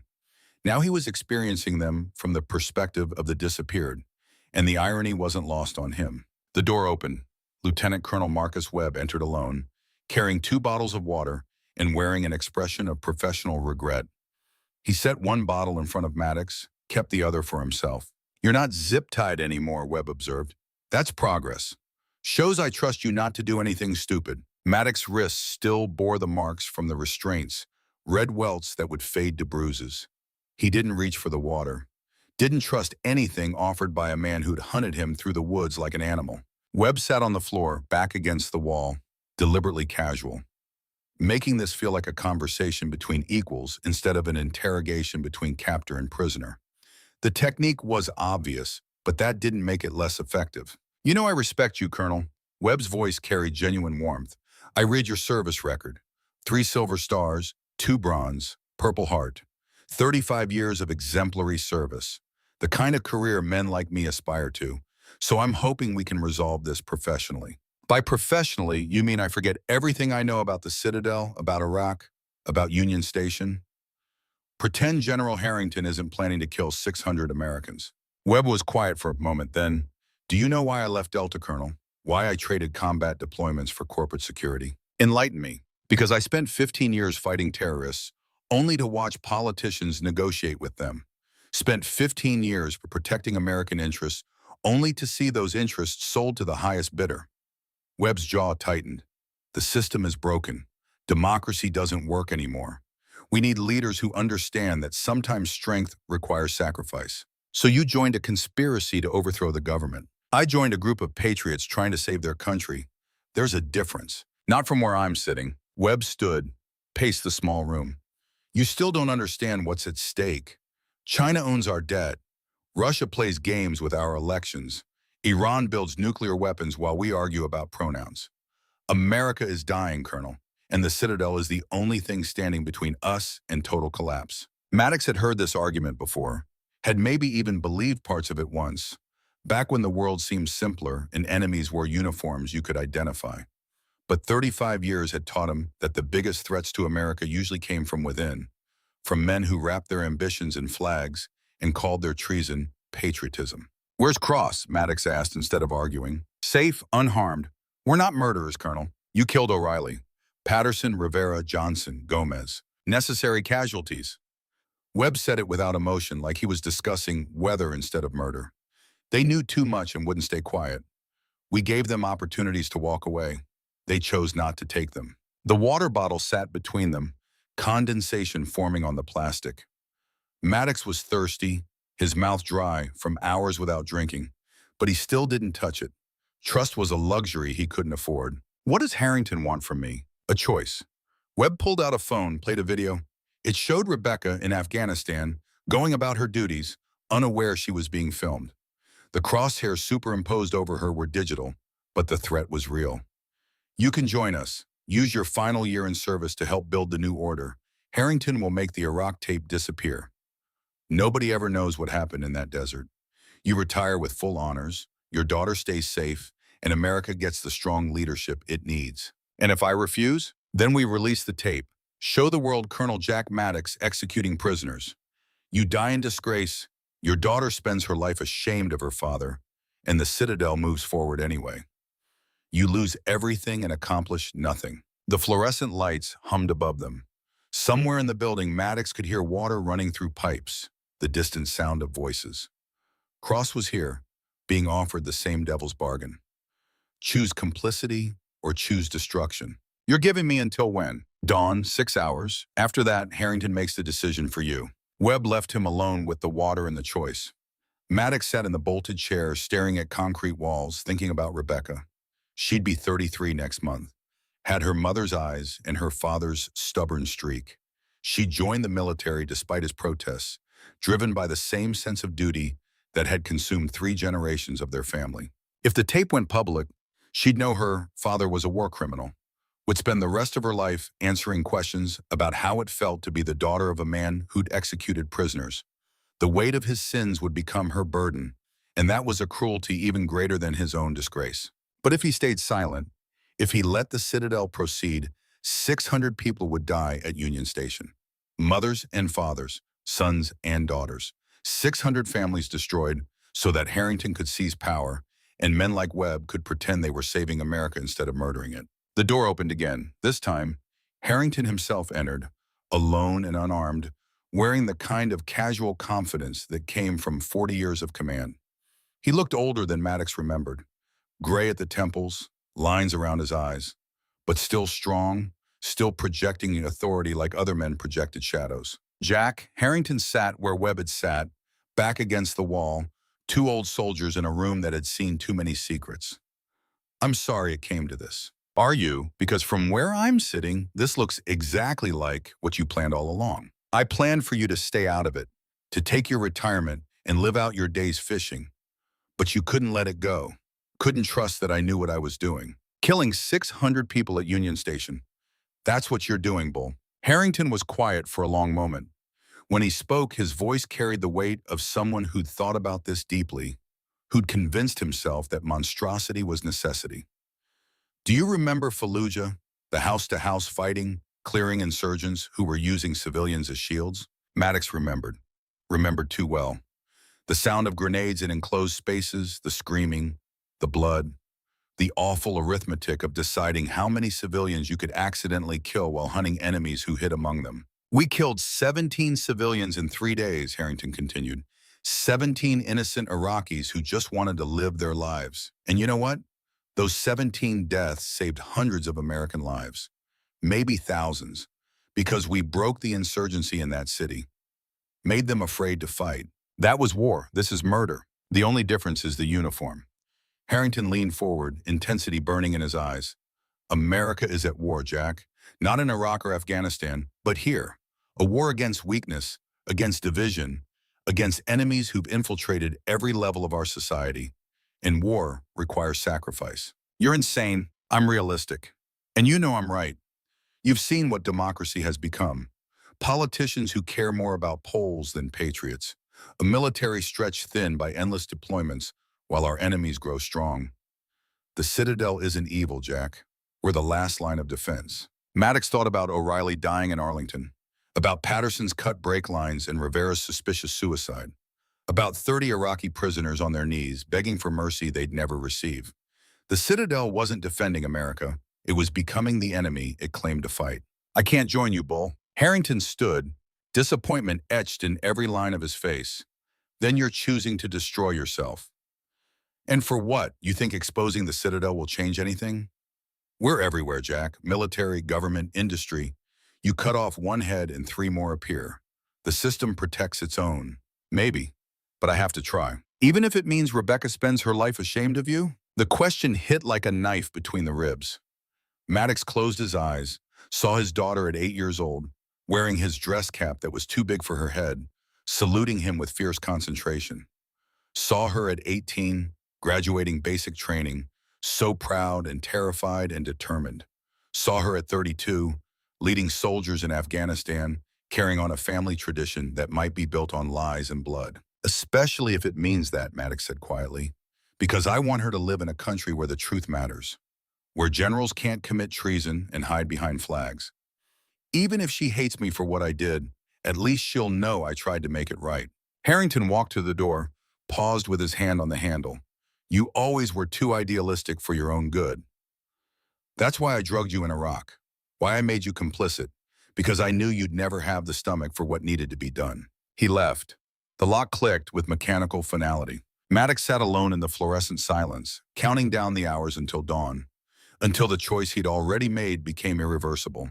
The door opened again 3 hours later. Not Webb, not Harrington. Lieutenant Sarah Chen, the young sniper he'd certified at Fort Bragg what felt like a lifetime ago. She carried a pistol openly, but her other hand held something unexpected. Bolt cutters. Sir, we need to move. Now. Maddox stared at her, trying to understand how his former student had materialized in a black site where she shouldn't exist. Chen, what are you doing here? Saving you. She cut in the lock on the door with practiced efficiency. I've been investigating my mother's death for 15 years. Finally got a lead that connected to military corruption, to officers who made inconvenient people disappear. Then you showed up asking questions about the Citadel, and I realized we were hunting the same people. You're the source. You're the one who gave Cross access to the military communications. My mother was Army intelligence before she became a nurse. She taught me how to access systems, how to find information people wanted buried. Chen checked the hallway, weapon ready. When Cross started investigating Harrington, I fed him what I could find. Then you got captured, and I couldn't let the Citadel kill the one officer who actually gave a damn about justice. Where's Cross? Already out. I extracted him 10 minutes ago. He's waiting with a vehicle 2 blocks from here. They moved through corridors that smelled like industrial cleaning products in fear. Chen navigated with the confidence of someone who'd studied blueprints, who'd planned this extraction down to the minute. They passed empty rooms, interrogation cells, the infrastructure of America's secret prisons built in the name of security. A guard appeared at an intersection. Chen didn't hesitate. 2 shots, both suppressed, both center mass. The man dropped without making a sound. She kept moving, leaving the body behind like it was just another obstacle in a tactical course. You just killed a man, Maddox said. He worked for the Citadel. Helped them disappear people. My mother, probably. O'Reilly, definitely. I'm not losing sleep over it.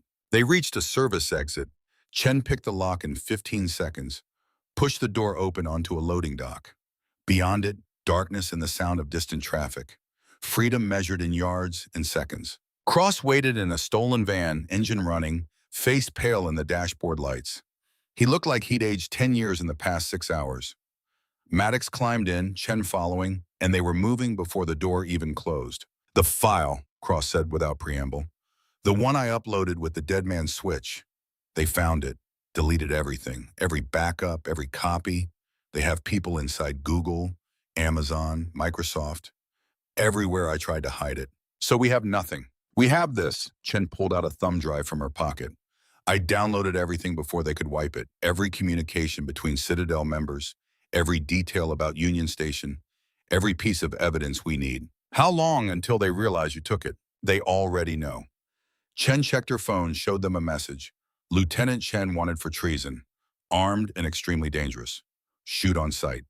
My career just ended, but at least we've got proof. Cross took the drive, plugged it into his laptop, started uploading to servers in Iceland, Switzerland, places outside American jurisdiction. This time, I'm not using dead man switches. This goes live in 6 hours regardless of what happens to us. They drove through back roads, heading west, putting distance between themselves and the black site. Behind them, Maddox knew Webb's teams were mobilizing. The Citadel couldn't let them reach safety, couldn't risk the truth spreading beyond containment. Tell me about your mother, Maddox said to Chen. The young lieutenant stared out the window, watching darkness blur past. She was Army intelligence stationed at Fort Meade, worked on signals intelligence, tracking terrorist communications. But she found something else. Communications between American officers and defense contractors that didn't make sense unless you assume corruption. Let me guess, she tried to report it, tried to go through channels, filed reports with her chain of command. Everything disappeared. Then she got orders to deploy to Iraq as a combat nurse, which made no sense given her specialization. She went because that's what soldiers do. Died 3 months later in what they called a surgical accident. But it wasn't an accident. The doctor who operated on her left the country a week later, paid cash for a one-way ticket to Argentina. Never practiced medicine again. Chen's voice was flat, emotionless. The way people spoke about trauma they'd lived with so long, it had become part of their identity. I was 11, spent the next 15 years learning everything she knew, accessing systems, finding evidence, preparing for the day I could prove what they did. That's why you joined the military, to get inside, to use the system against itself. Chen finally looked at him. My father drank himself to death trying to find answers. I decided I'd find them for both of us. The van's headlights cut through darkness, illuminating road signs that promised distances to cities that felt impossibly far away. Maddox checked his phone. Messages from Rebecca, increasingly frantic. Dad, where are you? I'm being deployed to DC in 72 hours. Something's happening. Please call me. He wanted to call, to warn her, to tell her to refuse deployment, but his phone was compromised. The moment he made contact, the Citadel would triangulate his position, would send teams to eliminate him before he could spread the truth. We need more than evidence, Maddox said. We need to physically stop the attack. Files and documents won't matter if 600 people die at Union Station. Cross looked up from his laptop. According to the communications, the bomb is being assembled at Fort Belvoir, Army Corps of Engineers facility. They're using legitimate military personnel, telling them it's for training purposes. Who's running the project? Cross scrolled through documents. Colonel David Chen, structural engineer, specialist in building demolitions and counterterrorism architecture. Sarah Chen went pale.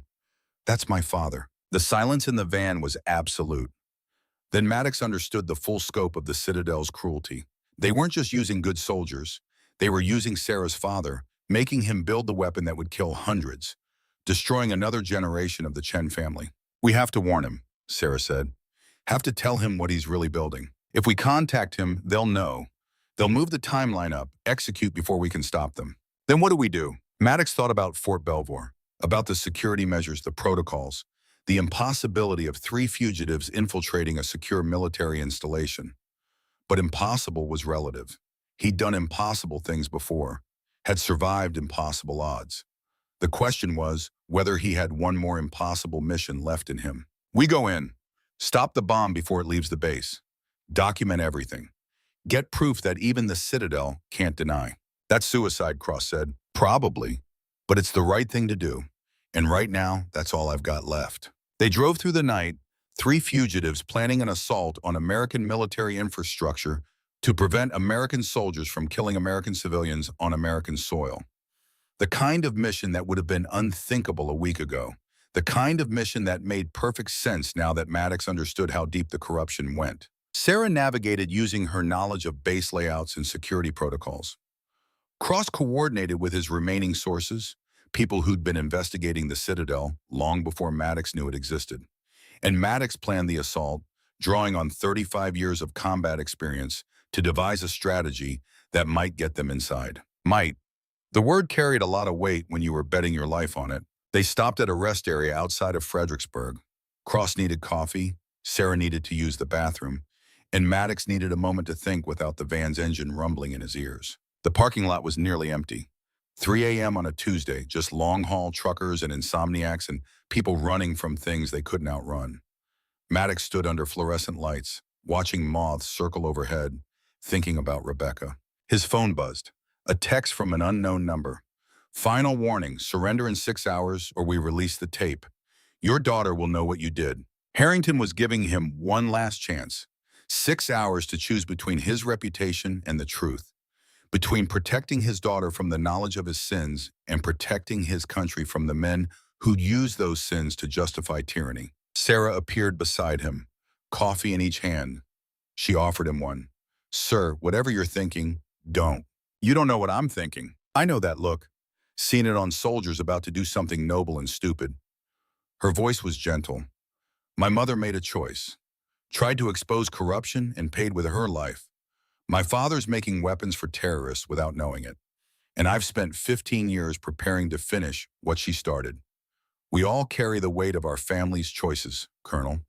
The question is whether we let that weight crush us or use it to build something better. Maddox drank the coffee. It was terrible, bitter and burned. Exactly what he needed. You sound like your mother. I'll take that as a compliment. Cross joined them, laptop showing a news feed. It's starting. Look. The screen displayed breaking news. Terrorist threat against Washington, D.C. National Guard activated. The story claimed intelligence had uncovered a credible threat against the Capitol, that military units were being positioned to protect government buildings and civilian infrastructure. Rebecca's unit. They're already moving her into place. Maddox watched the news coverage, saw the machinery of the Citadel activating. Soldiers who thought they were protecting their country actually being positioned to enforce martial law after an attack their own government was planning. The symmetry was perfect. The trap absolute. How long until the file uploads, Maddox asked. 4 hours, Cross said. After that, every news outlet in the world has access to the Citadel's communications. They can deny it, try to claim it's fabricated, but the evidence will be public. Can't put that genie back in the bottle. 4 hours. Time enough to reach Fort Belvoir. Time enough to try stopping the bomb. Time enough to fail or succeed, live or die, protect or abandon the oath he'd taken 35 years ago. Let's move, Maddox said. We've got a bomb to disarm and a country to save. They climbed back into the van, 3 people against an organization that spanned the military-industrial complex, 3 fugitives trying to prevent a coup that had been decades in planning. The odds were impossible. The stakes were absolute.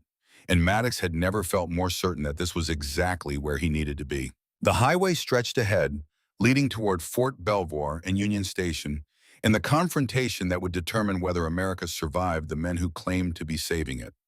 Dawn was still 3 hours away. The Citadel's ultimatum expired in 6. Maddox checked his weapon, counted his remaining ammunition, and prepared for the kind of fight that didn't end with medals or parades, the kind that ended with truth, whatever the cost. Behind them, somewhere in the darkness, Webb's teams were hunting. Ahead, at Fort Belvoir, a bomb was being prepared that would kill hundreds and justify tyranny. And in Afghanistan, Rebecca was being moved into position for a war she didn't understand against enemies who wore the same uniform she did. The pieces were in motion, the clock was ticking, and Colonel Jack Maddox was about to commit the final act of his 35-year career: treason in defense of the Constitution, betrayal in service of truth. The van's headlights cut through darkness, carrying them toward Fort Belvoir and whatever waited there. Sarah drove with steady hands, cross-typed frantically, coordinating the information release. And Maddox sat in silence, thinking about O'Reilly and Patterson and Rivera and Johnson and Gomez, about 30 Iraqi prisoners and 400 future victims at Union Station. Thinking about the price of serving your country when your country was being betrayed by the men sworn to defend it. Thinking about the choice he'd made and the choice that was still being made for him with every mile that passed. The final mission had begun. Fort Belvoir sprawled across 5,000 acres of Virginia like a monument to American military power. Engineering battalions, intelligence units, the kind of infrastructure that kept wars running long after politicians stopped paying attention. Sarah had spent 6 months stationed here early in her career, long enough to memorize guard rotations and security protocols, long enough to know exactly where her father would be building a weapon he didn't understand. They parked the van 3 blocks from the main gate in a shopping center lot where it wouldn't draw attention. Dawn was 2 hours away, painting the eastern sky that particular shade of gray that came before light. Cross stayed with the laptop, monitoring the file upload that would expose the Citadel to the world in exactly 93 minutes. Maddox and Sarah moved toward the perimeter on foot, carrying weapons they'd taken from the black site, and a determination that felt heavier than any equipment. The fence was 12 feet of chain link topped with concertina wire, more symbolic than secure. Sarah produced bolt cutters from her pack, the kind that could slice through metal like it was made of paper. They went through in 30 seconds, leaving a gap that would be discovered eventually, but not soon enough to matter. Inside, the base was quiet in that way military installations got in the hours before dawn. A few lights in administrative buildings where someone was always working. The distant sound of generators. Guard posts manned by soldiers who were alert enough to check IDs but bored enough not to question familiar faces. Sarah led them through shadows and between buildings with the confidence of someone who'd walked this route 100 times. The engineering facility was on the base's western edge, a massive warehouse that had been converted for demolitions research and training. According to the communications Cross had intercepted, Colonel David Chen had been working there for 3 weeks, building what he thought was a training device for counterterrorism scenarios. The door was secured with a keypad lock. Sarah entered a code from memory, and Maddox wondered how long she'd been planning this, how many years she'd spent preparing to confront the truth about her mother's death. Inside, the facility smelled like concrete dust and diesel fuel. Work lights illuminated a space the size of an aircraft hangar, filled with construction equipment and materials. And in the center, mounted on a flatbed trailer, disguised to look like a utility truck, sat 500 pounds of military-grade explosives wired to a detonator system that could level a city block. Colonel David Chen stood beside his creation, making final adjustments to the trigger mechanism. 55 years old, gray hair cut military short, wearing the kind of focused expression that came from decades of precision work. He didn't hear them approach, too absorbed in calibrating the device that would murder hundreds of people he'd never meet. "Dad." Chen spun, hand moving instinctively toward his sidearm.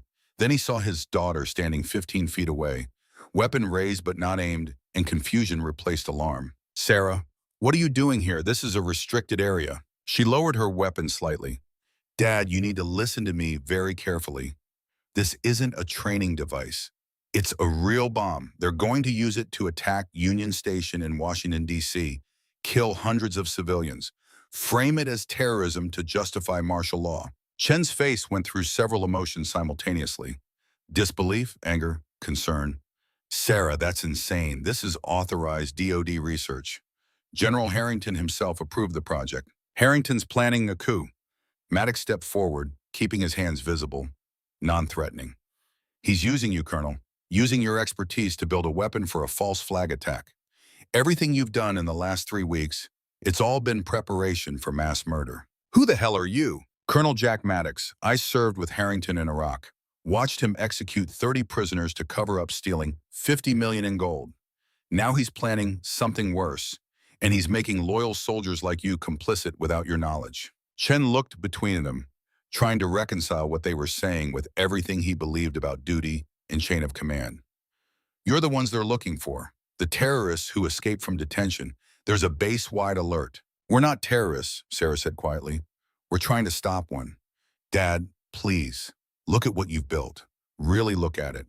Does this look like a training device?" Chen turned to the bomb, seeing it perhaps for the first time without the filter of official authorization and trust in his superiors. The shaped charges designed for maximum fragmentation. The trigger system built for remote detonation. The sheer scale of destructive force that went far beyond anything needed for training purposes. His hands started shaking. "Oh God!" Chen's voice came out barely above a whisper. "What have I done?" "You didn't know," Maddox said. "That's how the Citadel works. They use good soldiers, give them patriotic-sounding missions, make them complicit in crimes they'd never commit if they understood the truth. We have to destroy it." Chen was already moving, reaching for tools. "Disable the detonators, scatter the explosives, make it impossible to use." Before anyone could respond, the facility's main doors burst open. Lieutenant Colonel Webb entered with a full tactical team, 12 contractors in body armor carrying automatic weapons. They spread out with professional efficiency, creating overlapping fields of fire that made escape impossible. "Colonel Chen, step away from the device." Webb's voice echoed across the warehouse. "You're contaminated. These fugitives have fed you lies. We need you to trust the chain of command." "Marcus, I've known you for 3 years." Chen's voice was steady despite the weapons pointed at him. "Worked with you on a dozen projects, and I've never seen you this worried about fugitives spreading lies, which means what they're saying is true. You're making a mistake. The only mistake I made was not asking questions sooner." Webb's team advanced, weapons raised. Maddox calculated angles and distances, knowing they were outgunned and outmaneuvered. 12 professional killers versus 3 people trying to prevent an atrocity. The math didn't work. Then Sarah did something that changed everything. She raised her weapon, but instead of aiming at Webb's team, she aimed at the bomb itself, specifically at the primary detonator. "Everyone stops moving, or I shoot the trigger mechanism." Sarah's voice was absolutely calm. "From this range, with this weapon, I'll hit exactly what I'm aiming at. And you all know what happens when you shoot a detonator wired to 500 pounds of military explosives." Webb's team froze. They were professionals, but they were also human. Nobody wanted to die in a warehouse explosion, not even for the Citadel. "Lieutenant Chen, you're bluffing." Webb's certainty sounded forced. "You shoot that device, You kill everyone in this building, including your father, including yourself. My mother died trying to expose corruption. My father's been used to build a weapon for mass murder, and I've spent 15 years preparing for this moment. Sarah's finger tightened on the trigger. So yes, I'll shoot it. I'll blow us all to hell before I let you use this bomb to kill innocent people. Maddox saw the truth in her eyes. She wasn't bluffing. This young lieutenant who'd spent her entire adult life hunting her mother's killers had finally reached the point where martyrdom seemed like the only remaining option. Stand down, Chen, Webb ordered. That's a direct command. I don't take orders from traitors. The standoff held for 10 seconds that felt like hours. Webb's team couldn't shoot without risking the bomb's detonation. Sarah couldn't lower her weapon without being killed. And Maddox stood in the middle watching a 26-year-old soldier prepare to die for a country that had murdered her mother. Then Colonel Chen spoke, voice cutting through the tension. Lieutenant Colonel Webb, I'm the senior officer present, and I'm ordering you and your team to stand down. Drop your weapons and surrender for conspiracy to commit terrorism. Webb laughed. David, you're not in command here. General Harrington is, and his orders supersede yours. Harrington's orders are illegal. Chen moved to stand beside his daughter, presenting a unified front. I won't let you use my work to murder Americans, and I won't let you kill my daughter. The moment crystallized. Webb had to choose, follow orders and risk everyone dying in an explosion, or let the fugitives escape and face the Citadel's punishment for failure. His hand moved toward his weapon, and Maddox knew what was coming. Sarah fired, not at the bomb, but at the floor in front of Webb's team. The concrete exploded in a shower of fragments, and the contractors dove for cover on instinct. In that moment of chaos, Chen grabbed a fire extinguisher and sprayed it directly into the bomb's electronics, shorting out the detonator system with foam and pressure. Move! Maddox grabbed Sarah, pulling her toward a side exit while Chen provided covering fire with a sidearm he'd drawn from somewhere. Bullets ricocheted off steel supports and concrete walls, the warehouse transforming into a kill box. They crashed through an emergency exit into the pre-dawn darkness. Behind them, Webb was shouting orders, organizing pursuit. But they had seconds of lead time, and seconds were enough. Sarah led them through a maze of buildings and vehicles, using her knowledge of the base to stay ahead of pursuit. They reached a motor pool where rows of Humvees sat waiting for morning formation. Chen hotwired one in 20 seconds, and they were moving before Webb's team cleared the warehouse. The main gate appeared ahead, barriers down, guards raising weapons. Chen accelerated, crashing through the flimsy barrier arm like it wasn't there. Gunfire erupted behind them, bullets punching through the Humvee's rear window, but they were already on the public road, mixing with early morning traffic where Webb couldn't follow without creating a spectacle. Maddox checked his phone. The file had uploaded. Cross's dead man's switch had triggered exactly on schedule, and now every news outlet in the world had access to the Citadel's communications. Evidence of conspiracy, of planned terrorism, of corruption reaching into the highest levels of American government. But they'd only solved half the problem. The bomb was disabled, yes, but the Citadel had contingency plans. Harrington wouldn't let his coup fail because of one destroyed device. He'd adapt, find another way to create the crisis he needed. Where are we going? Sarah asked from the back seat, checking her ammunition. To stop this at the source, Maddox pulled up a map on his phone. Harrington's coordinating everything from the Pentagon. That's where we need to go. That's suicide. Chen kept driving, but his knuckles were white on the steering wheel. The Pentagon has more security than Fort Knox. We'll never get inside. We don't need to get inside. We need to get Harrington outside. And I know exactly how to do it. The sun was rising over Virginia, painting the sky in shades of orange and red. Traffic was building as the city woke up, unaware that 3 fugitives were racing to prevent a military coup. Maddox's phone buzzed with a call from an unknown number. He answered, knowing who it would be. Jack. Harrington's voice was tight with controlled fury. You just destroyed 3 years of planning, disabled a device that took weeks to build, compromised operational security. Do you have any idea what you've done? I stopped you from murdering 600 people. You've guaranteed that 6,000 die instead. Harrington's laugh was bitter. You think the Citadel only had one plan? We've spent decades preparing for this. You disabled one bomb, fine. We have others. You exposed our communications. Fine. We'll adapt. But the coup is happening, Jack, today, and nothing you do can stop it. Then why are you calling? Because I wanted you to know that your daughter is going to die thinking her father was a traitor. The tape is being released in 30 minutes. Every news outlet, every social media platform. The world is going to see Colonel Jack Maddox executing prisoners, and no amount of evidence about the Citadel will change that truth. The line went dead. Sarah looked at him from the back seat. Sir, what did he say? Maddox told them.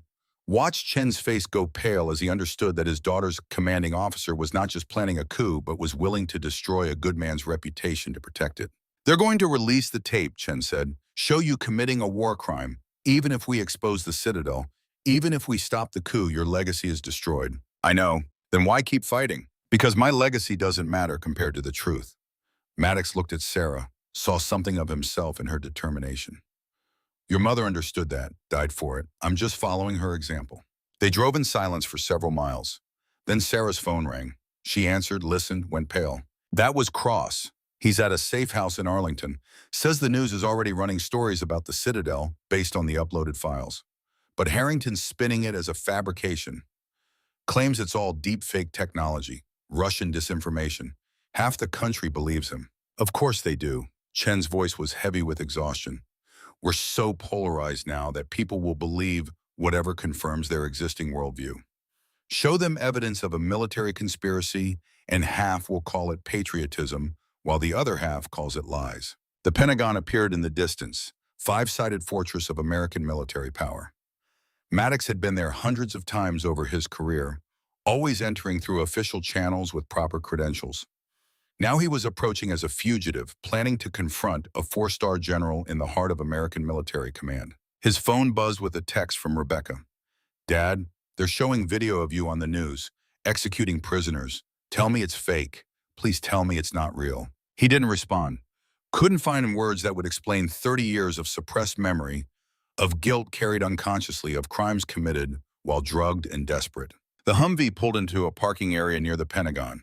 They couldn't get any closer without being stopped by security. Chen killed the engine and they sat in silence. Three people who'd burned their careers and possibly their lives trying to stop a conspiracy that most of America didn't believe existed. I have an idea. Sarah pulled out her phone, started recording. We can't get to Harrington inside, but we can make him come to us. She posted a video to social media. This is Lieutenant Sarah Chen. I'm outside the Pentagon with Colonel Jack Maddox and my father, Colonel David Chen. We have evidence that General William Harrington is planning a coup.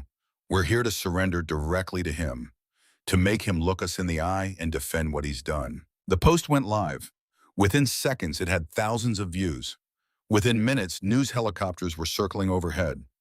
Sarah had done exactly what Maddox had hoped, created a spectacle that the Citadel couldn't contain or control. Security forces surrounded them within 10 minutes. Military police, Pentagon security, FBI, agents.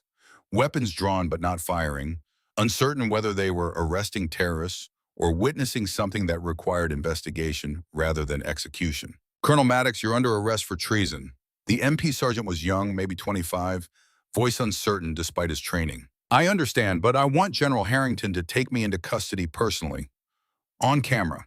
Let him explain to the world why 3 decorated soldiers are willing to destroy their careers to expose him. The sergeant spoke into his radio. Listened to the response. His expression shifted from certainty to confusion. Sir, General Harrington is coming out. He wants to speak with you. The Pentagon's main entrance opened. Harrington emerged, flanked by a security detail, but walking with the confidence of someone who believed he'd already won. News cameras filmed everything, broadcasting live to millions of viewers who were trying to understand whether they were watching heroes or traitors. Harrington stopped 10 feet from Maddox. Jack, this is how you want it to end? Arrested on national television, your crimes exposed for the world to see? My crimes are already exposed, Bull. The tape's been released. Everyone knows what I did in Iraq. But they're also going to know what you did, what you're planning to do. You have no proof, just stolen communications that we've already shown are fabricated. Russian disinformation designed to undermine faith in military leadership. Harrington's voice carried perfect authority. You're a decorated soldier suffering from PTSD and paranoid delusions. The evidence shows it clearly. Show them the bomb, Sarah said suddenly. Show the American people the device my father built at Fort Belvoir. Explain why you needed 500 pounds of military explosives for a training exercise. Harrington's confidence flickered for just a moment. That's classified research. National security. It's a weapon for mass murder. and you were going to use it at Union Station to kill civilians and justify martial law. The cameras caught everything. Harrington's moment of uncertainty, the conviction in Sarah's voice, the growing crowd of soldiers and civilians and journalists trying to understand what truth looked like in an era of infinite lies. "Colonel Chen," Harrington said, turning to Sarah's father, "you're a good soldier. Don't let these fugitives destroy your career. Tell them the truth. Tell them you were building a legitimate training device." Chen looked at his daughter, at Maddox, at the cameras broadcasting this moment to millions. "I was building a bomb. I didn't know its real purpose, but that's not an excuse. I should have asked questions. Should have demanded to know why we needed something with that much destructive power." He turned back to Harrington. "I'm testifying before Congress, telling them everything, and I'm accepting whatever consequences come from my complicity. You're making a mistake, all of you." Number Maddox stepped forward, close enough to see the fury in Harrington's eyes. "The mistake was 40 years ago in Iraq, when you executed prisoners and made me complicit. Every choice since then has just been trying to justify that first sin. But I'm done justifying, done being silent. I'm ready to face what I did. The question is, are you?" Harrington's hand moved toward his sidearm. For a moment, Maddox thought his old friend might actually shoot him on live television. Then FBI agents materialized, moving between them, taking control of a situation that had escalated beyond military jurisdiction. "General Harrington, you're being detained for questioning regarding allegations of conspiracy to commit terrorism." The lead agent was a woman in her 40s with the kind of voice that suggested she'd arrested powerful people before. "You have the right to remain silent." Harrington was led away in handcuffs, and Maddox watched 40 years of friendship end in front of cameras that would replay this moment forever. He felt empty, wrung out, like he'd just run a marathon that had lasted 3 decades. Sarah was arrested, Chen was arrested, and Maddox was arrested, all three of them separated and processed through systems designed to determine guilt or innocence in situations far less complicated than treason versus patriotism. The next 72 hours existed in a blur of interrogations and lawyers and congressional subpoenas. The evidence Cross had uploaded was being analyzed by every intelligence agency and news organization. The Citadel's members were being identified and questioned. Some admitted involvement. Some claimed they had been deceived. Some disappeared before they could be arrested. Harrington maintained his innocence, claimed the bomb was legitimate research, insisted the Citadel was a fiction created by Russian intelligence to destabilize American military leadership. His lawyers were good, the kind that powerful men kept on retainer for exactly these situations. But the evidence was overwhelming. Financial records, communications, testimony from soldiers who'd been used without their knowledge. And most damning, the bomb itself at Fort Belvoir, analyzed by independent experts who confirmed it was designed for mass casualty terrorism, not training. Maddox was released on the 4th day, charges pending, but prosecution uncertain. The tape of Iraq played on every news channel, showing him executing prisoners while barely conscious. His reputation was destroyed. His legacy was reduced to that one terrible moment when Harrington had drugged him and made him complicit in war crimes. But the Citadel was broken. 37 arrests, 12 resignations, a scandal that would reshape American military and political leadership for a generation. Cross won a Pulitzer for his reporting. Sarah was dishonorably discharged, but became a voice for military reform. Chen accepted a court-martial and served 3 years for his unwitting role in building the bomb. And Maddox stood in Arlington National Cemetery, visiting O'Reilly's grave, placing his colonel's insignia on the headstone beside the journal that had started everything. "I finished it, Dennis. Stopped them. Cost me everything, but I finished it." Rebecca appeared beside him. She hadn't spoken to him since the arrests, hadn't returned his calls, hadn't acknowledged the letters he'd sent trying to explain. Now she stood beside her father's shame, looking at a grave that represented everything Maddox had sacrificed. "I saw the tape." Her voice was quiet, controlled.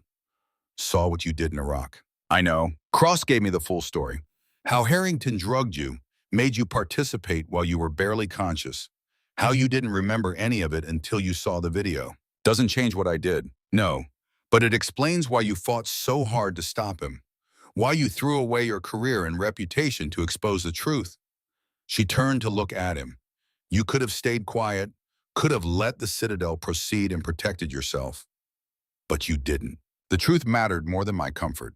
Mom would have been proud. Rebecca's eyes were wet. She spent her whole life trying to expose corruption in the military. Died for it, and you finished what she started. I didn't do it alone. They stood together in the cemetery, among the graves of soldiers who died believing they were protecting something worth protecting. Maddox had spent 35 years serving a system he was only now beginning to understand, had fought wars that made men rich while soldiers bled, had participated in crimes he couldn't remember, and exposed crimes that others would rather forget. What happens now, Rebecca asked. I testify. Face whatever justice looks like. Try to make sure this never happens again. And after? After, I don't know. I'm 58 years old, dishonorably discharged, nationally disgraced. Not a lot of options for men like me. You could help me. Rebecca pulled out a folder. FBI is offering me a position in their new military corruption task force. They want people who understand the system from inside. People willing to ask hard questions. They want me? After everything? They want someone who said no when everyone else said yes. That's what the task force lead told me. And I told her I knew exactly the right person. Maddox took the folder, opened it, saw an offer that felt like redemption, or at least the possibility of it.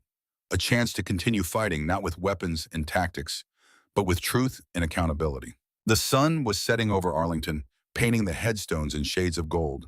Somewhere in the distance, taps played for a funeral, the mournful notes carrying across rows of the fallen.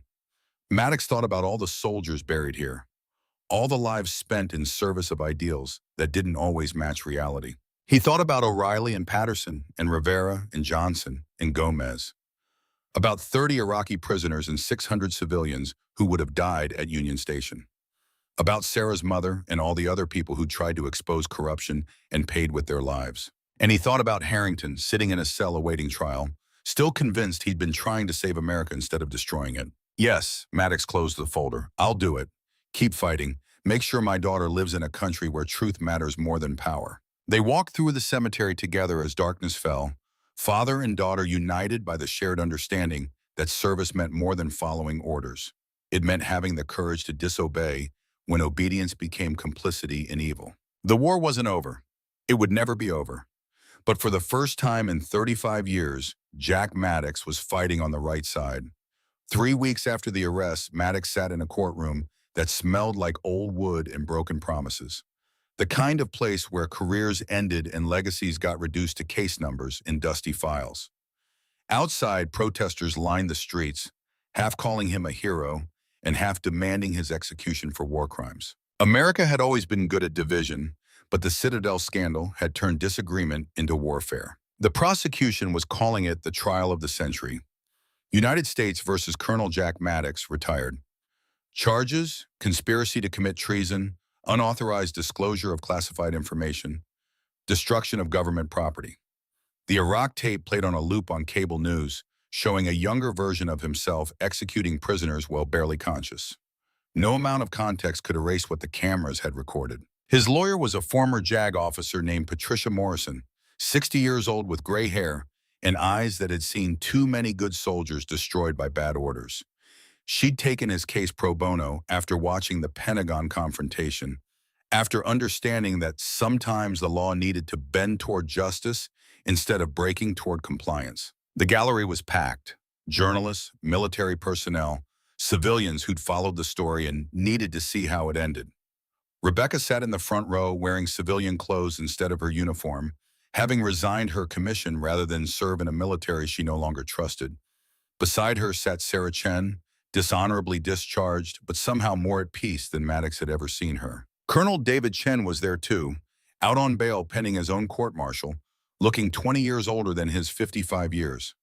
The weight of unknowing complicity had broken something in him that might never fully heal. Vincent Cross sat in the press section, laptop open, documenting everything for the book that would eventually become required reading in journalism schools. He'd lost 15 pounds and gained a nervous habit of checking over his shoulder. But he was alive and free and still fighting, which counted for something. The prosecution's opening statement was delivered by a federal prosecutor who looked like he'd stepped out of a recruitment poster. Clean-cut, confident, carrying the full weight of a government that needed someone to blame for the chaos of the past month. Ladies and gentlemen of the jury, this case is simple. Colonel Maddox stole classified information, destroyed government property, and conspired to undermine military operations.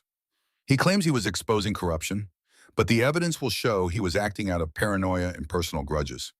The so-called Citadel conspiracy has been thoroughly investigated and found to be largely fabricated, a mix of legitimate security operations mischaracterized through stolen communications. Morrison stood for the defense, and her opening was quieter but somehow carried more weight. My client spent 35 years serving his country, 3 wars, countless deployments, a record of exemplary service. Then he discovered that a man he trusted, a general he'd saved from death, was planning to murder 600 American civilians to justify a military coup. Colonel Maddox had a choice: stay silent and protect himself, or speak up and lose everything. He chose truth over comfort. And now you must decide whether that choice was treason or the highest form of patriotism. The trial lasted 6 days. Witnesses testified about the Citadel's operations, about the bomb at Fort Belvoir, about communications that proved conspiracy at the highest levels. But they also testified about Maddox's unauthorized actions, his theft of classified materials, his destruction of government property. The Iraq tape was played for the jury. Maddox watched himself committing war crimes, saw the jurors' faces harden with disgust. Morrison tried to provide context, called expert witnesses who testified about the effects of scopolamine and other drugs that could create compliant states and memory loss. But the tape remained undeniable evidence that Colonel Jack Maddox had participated in executing prisoners regardless of his mental state. On the 4th day, General William Harrington took the stand. He'd been released on bail pending his own trial, still maintaining his innocence, still convinced that history would vindicate his actions. The courtroom went silent as he was sworn in, everyone understanding that this testimony would define how the Citadel scandal was remembered. General Harrington, the prosecutor began, can you explain the communications that were leaked showing your coordination of what's been called Operation Steady Hand? Harrington's voice was steady, authoritative, the same voice that had commanded respect for 4 decades. Those communications were part of a classified counterterrorism exercise. We were testing our ability to respond to domestic threats, to coordinate military and civilian assets in crisis situations.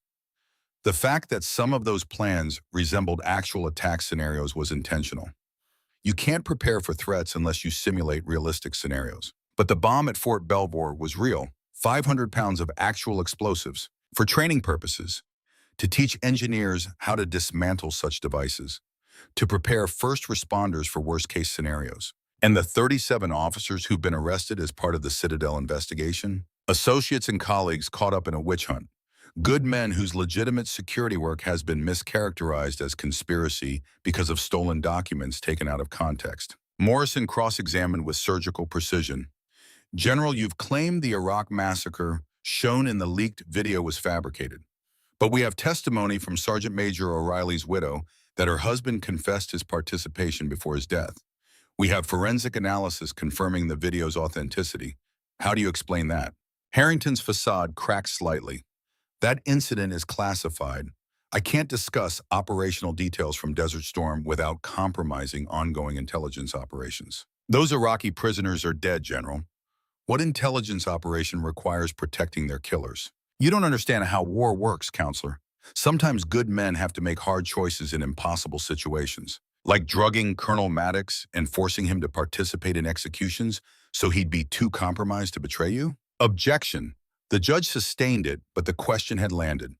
The jury had seen Harrington's hesitation, his inability to deny the accusation directly. The prosecution rested after showing that regardless of Harrington's crimes, Maddox had still broken laws designed to protect national security.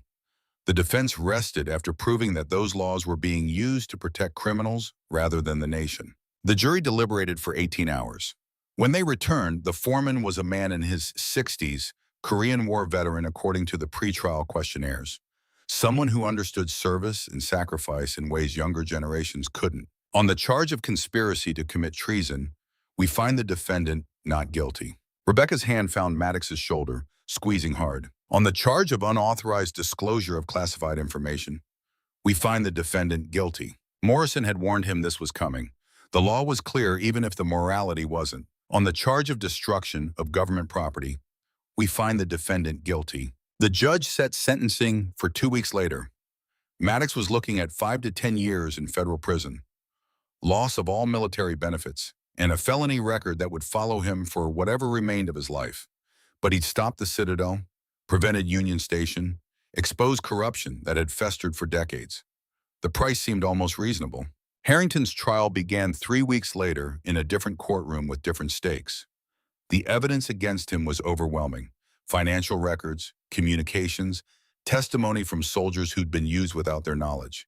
But his legal team was expensive and experienced, and they'd found angles that made conspiracy sound like patriotism. The prosecution called it terrorism.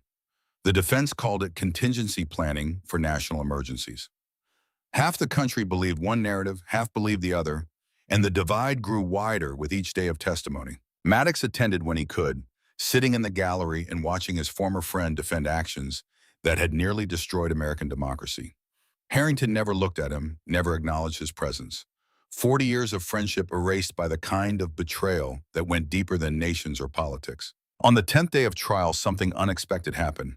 Senator Patricia Lawson, chair of the Armed Services Committee, and one of the Citadel's suspected members, requested to testify. She arrived with her own lawyers, invoking immunity in exchange for testimony, and proceeded to detail the full scope of the conspiracy. The Citadel has existed since 1947.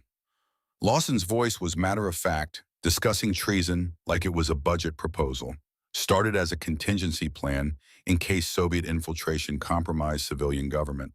Over the decades, it evolved, became something different, less about foreign threats and more about maintaining power. She named names: 12 generals, 4 admirals, 6 senators, 19 defense industry executives, described how they'd manipulated contracts, started wars, eliminated threats to their power structure. And she explained Operation Steady Hand in detail that made even the prosecutor look sick. "Why are you testifying?" the judge asked what everyone was thinking. "You're implicating yourself in crimes that carry life sentences." Lawson smiled without humor. "Because I'm 73 years old with stage 4 cancer, I'll be dead in 6 months regardless. And I'd rather die having told the truth than protecting men who betrayed everything we claim to serve." Her testimony lasted 4 days.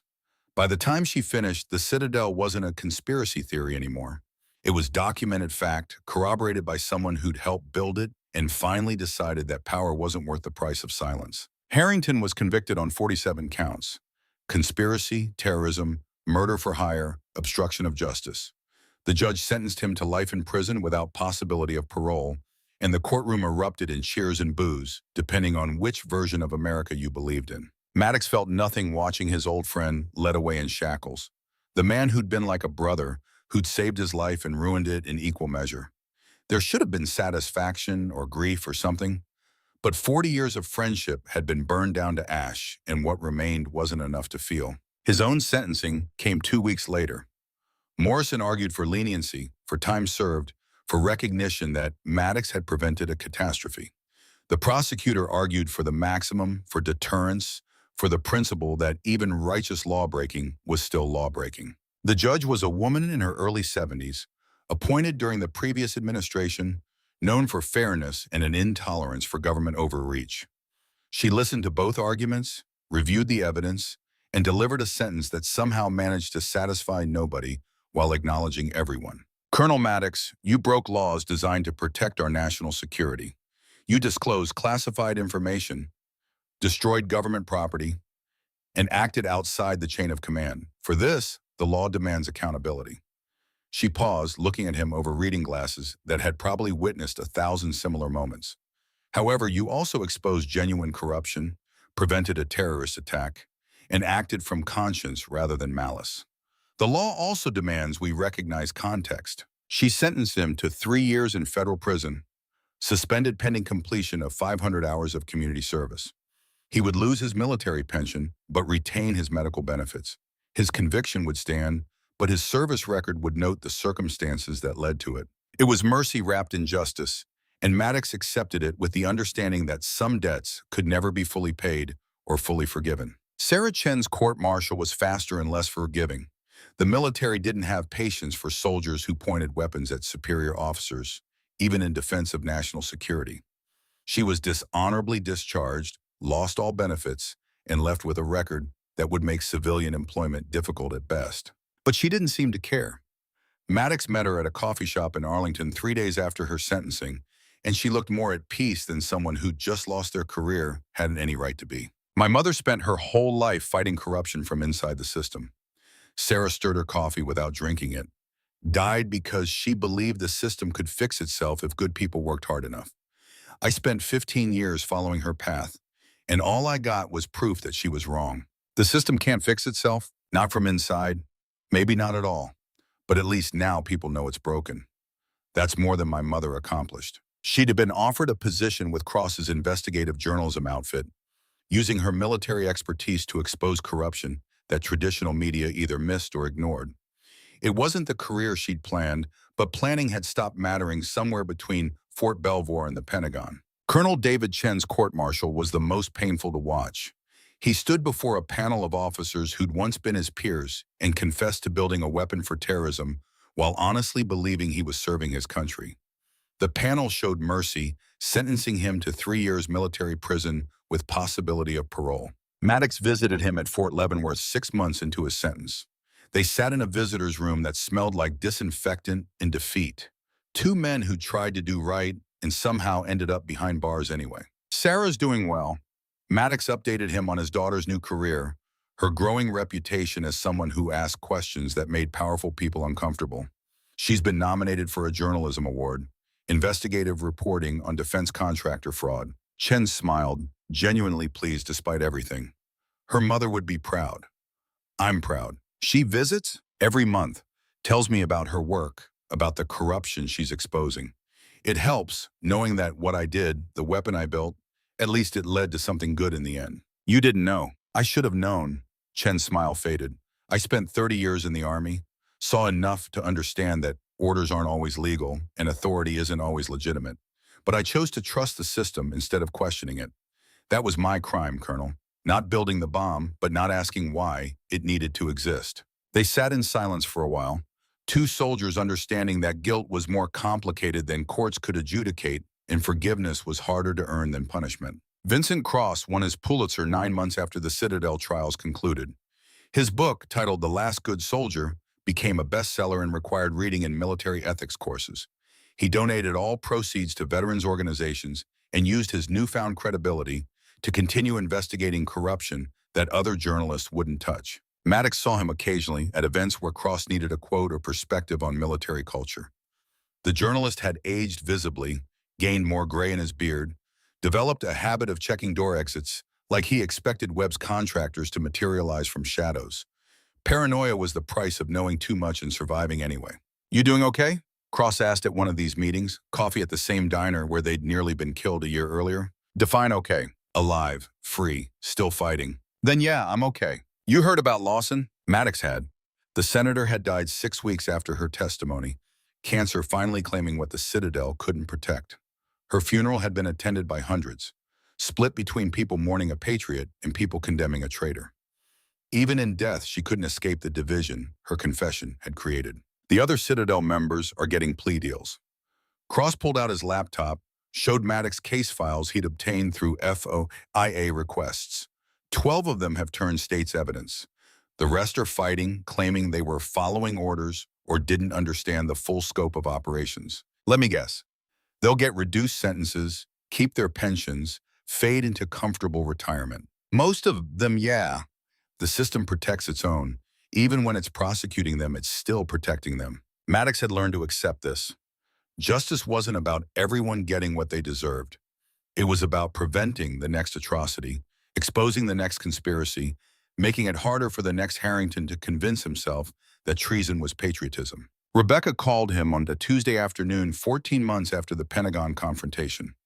She'd been working with the FBI's Military Corruption Task Force, traveling constantly, rarely home long enough for more than brief phone calls. Now she was asking him to meet her at Arlington Cemetery at O'Reilly's grave. He found her standing exactly where he'd stood a year earlier, looking at the headstone that marked the beginning of everything. She'd cut her hair short, abandoned the military bearing that had defined her for 12 years, and somehow looked both older and more at peace. They're shutting down the task force, Rebecca said it without looking at him. Budget cuts, supposedly, But really, it's because we were getting too close to people who still have power, finding connections that important people want to stay buried. How many cases did you close? 47, exposed corruption, got convictions, saved probably hundreds of lives. But there are hundreds more we didn't reach. Thousands of soldiers being used by people who see them as assets instead of humans. So what now? Rebecca pulled out a folder, handed it to him. Sarah and I are starting our own organization. Private investigations, working with journalists and lawyers to expose military corruption without government oversight. We want you to join us. I'm 59 years old with a felony conviction. What can I possibly contribute? You know how the system works. Know where to look, who to pressure, what questions to ask, and you've proven you'll follow the truth even when it costs you everything. That's the kind of person we need. Maddox opened the folder, saw business plans and organizational charts, and a mission statement that read like something O'Reilly would have written. Protect those who serve by holding accountable those who command. He thought about the past year, the trial, the conviction, the community service spent teaching veterans about their rights and how to recognize when orders cross legal and moral lines. It wasn't the retirement he'd planned, but planning had stopped mattering somewhere between Arlington and Fort Belvoir. I'm in, but on one condition. We name it after O'Reilly. He's the one who started this, who died trying to expose the Citadel when everyone else was too scared or complicit. The O'Reilly Foundation. Rebecca smiled. I like it. He'd like it too. They stood together at the grave, father and daughter united by shared understanding that service never really ended. It just changed forms, adapted to circumstances, found new ways to protect people from those who'd abuse power. The sun was setting over Arlington, painting headstones gold. Somewhere in the distance, taps played for another funeral. The sound carried across rows of the dead, a reminder that every generation paid its price for freedom. Maddox thought about Harrington rotting in a supermax prison and probably still convinced he'd been right. About the Citadel members who'd gotten plea deals and slipped back into civilian life with pensions and benefits intact. About the system that had prosecuted its own corruption but never quite managed to eliminate it. He thought about the soldiers still serving, still following orders, still trusting that the men above them were worthy of that trust. Most were, but enough weren't, and those few did enough damage to justify eternal vigilance. You know this doesn't end, right? Maddox said to Rebecca. We expose one conspiracy, prevent one attack, and there's already another being planned. The fight never stops. I know, but that's okay, because neither do we. They walked through the cemetery as darkness fell, past rows of soldiers who died believing they were protecting something worth protecting. Some had been right, some had been used. Most never knew which category they fell into until it was too late to matter. Maddox stopped at his wife's grave, knelt beside the headstone that marked where Susan had been buried 3 years earlier. Cancer had taken her, but he'd always wondered if the stress of being married to a soldier who carried too many secrets had contributed. If his choices had somehow shortened her life the way they'd complicated Rebecca's. I did what you asked, he said quietly. Kept fighting for what was right even when it was hard. Even when I was alone. I hope that was enough. Rebecca knelt beside him. It was enough, Dad. You saved hundreds of lives, exposed a conspiracy that would have destroyed our democracy, lost everything doing it. If that's not enough, then nothing ever will be. They stayed there until the cemetery closed, until the guards politely asked them to leave. Then they walked to Rebecca's car, talking about the foundation they were building, the investigations they were planning, the battles still ahead. 6 months later, the O'Reilly Foundation opened its doors in a small office in downtown Washington. Staff of 12, budget held together with grants and donations, mission that terrified half of Congress and gave hope to the other half. They investigated defense contractor fraud, military sexual assault cover-ups, illegal orders, and unconstitutional operations. They didn't solve every problem, couldn't stop every abuse, but they made it harder for the next Harrington, created consequences for the next Citadel, proved that even a broken system could be forced toward accountability if enough people refused to accept corruption as normal. Maddox worked from an office that overlooked the Pentagon, a deliberate choice that reminded him daily why the foundation existed. He spent his days reviewing cases, interviewing soldiers, coordinating with journalists and lawyers who dedicated their careers to the same mission. It wasn't the retirement he'd imagined. No fishing in Montana, no quiet days where his biggest decision was which lure to use. Instead, he was busier than he'd been in 35 years of service, working longer hours for no pay, fighting battles that would never end. But it felt right in a way that following orders never had. For the first time since Iraq, since watching himself execute prisoners in a video he couldn't remember filming, Maddox felt like he was actually serving the country he'd sworn to protect. Sarah stopped by the office one afternoon carrying coffee and a story that would eventually bring down 3 generals and expose a procurement scandal worth billions. She'd become one of the country's most respected investigative journalists, winning awards and making enemies in equal measure. "You look tired," she observed, settling into a chair across from his desk. "I'm 59 years old and working 70-hour weeks. Tired comes with the territory. You could retire. Actually retire this time. Fish, golf, whatever old soldiers do when they finally stop fighting. Is that what you're planning to do?" "Not until I'm dead. Maybe not even then." Sarah smiled. "My mother haunted the Citadel for 15 years after they killed her. Figure I owe her at least that much haunting time myself." They reviewed her story together, identified the evidence gaps, discussed how to protect sources while building an airtight case. It was the kind of work that would have been impossible a year earlier, but the O'Reilly Foundation had built credibility that opened doors and loosened tongues. Cross published Sarah's story 3 weeks later. It led to congressional hearings, military investigations, and eventually the resignation of 2 generals who'd spent decades gaming the procurement system. It wasn't as dramatic as stopping a coup, but it represented the kind of steady accountability that prevented coups from being necessary. The Foundation's first anniversary was marked with a quiet dinner at the same diner where Maddox and Cross had nearly died. Everyone who'd fought the Citadel was there. Rebecca and Sarah, Cross and Colonel Chen, who'd just been released from Leavenworth. They toasted with cheap beer and talked about battles won and lost and still being fought. To O'Reilly, Maddox raised his glass. He started this knowing it would cost him everything. Died trying to protect a country that didn't even know it needed protecting. They drank to O'Reilly and to Patterson and Rivera and Johnson and Gomez, to Sarah's mother and all the other soldiers who tried to expose corruption and paid the ultimate price. The dead deserved to be remembered, even when their killers walked free with pensions and benefits intact. Later that night, alone in his apartment that was too quiet and too empty, Maddox pulled out the journal O'Reilly had given him.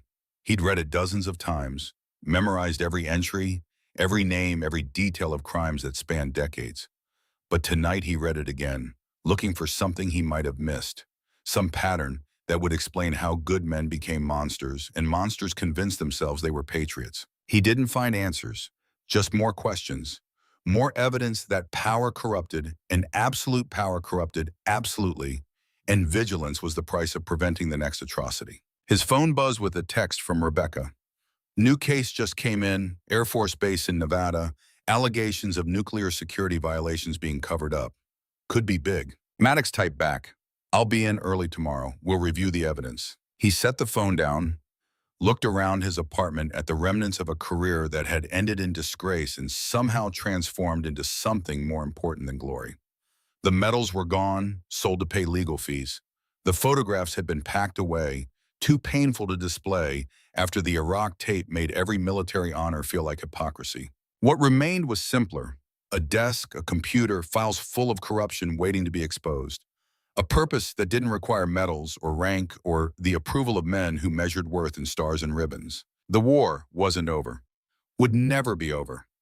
Every generation would produce its own Harringtons, its own Citadels, its own conspiracies wrapped in flags and justified with appeals to national security.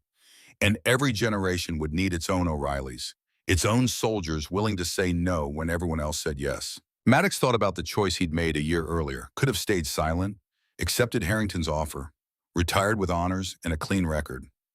Rebecca would still be serving, proud of a father she'd never have known was a war criminal and a coward. Instead, he'd chosen truth. Lost his pension, his reputation, his legacy.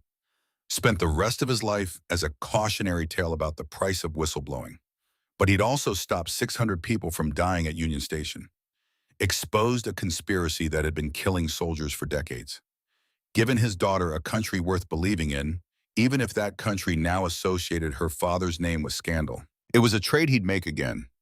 Would make every time, no matter the cost. He closed O'Reilly's journal, placed it back in the desk drawer where it lived alongside evidence of corruption that would keep the Foundation busy for years. Tomorrow he'd wake up and fight new battles against new enemies who wore the same uniforms he'd once worn with pride. But tonight, for just a moment, he allowed himself to remember what it felt like to be Colonel Jack Maddox before Iraq, before the Citadel, before he understood that serving your country sometimes meant betraying the men who claimed to lead it. That man was gone, had died somewhere between Arlington Cemetery and Fort Belvoir, sacrificed for a truth that mattered more than comfort. What remained was something harder and sadder and infinitely more necessary. A soldier without an army, a patriot without a country that recognized him. A man who'd spent 35 years following orders and would spend whatever remained learning to give them. The last good soldier in a war that would never end. But at least it was a war worth fighting. I've been researching military conspiracies for 3 years, and Colonel Maddox's story haunted me the most. Here's what keeps me up at night. How many good soldiers discovered something they shouldn't have? How many accidents were actually silencing operations? The scariest part isn't the conspiracy. It's how Maddox spent 30 years not remembering what they made him do. Makes you wonder what else got buried in the Gulf War sand. For those who served, did you ever get orders that felt wrong? Did you ever wonder what happened to the guys who asked too many questions? Drop your thoughts below. And if this story hit different, there are more untold missions waiting. Hit subscribe. Some truths need witnesses. What would you do in Maddox's position? Silence or exposure?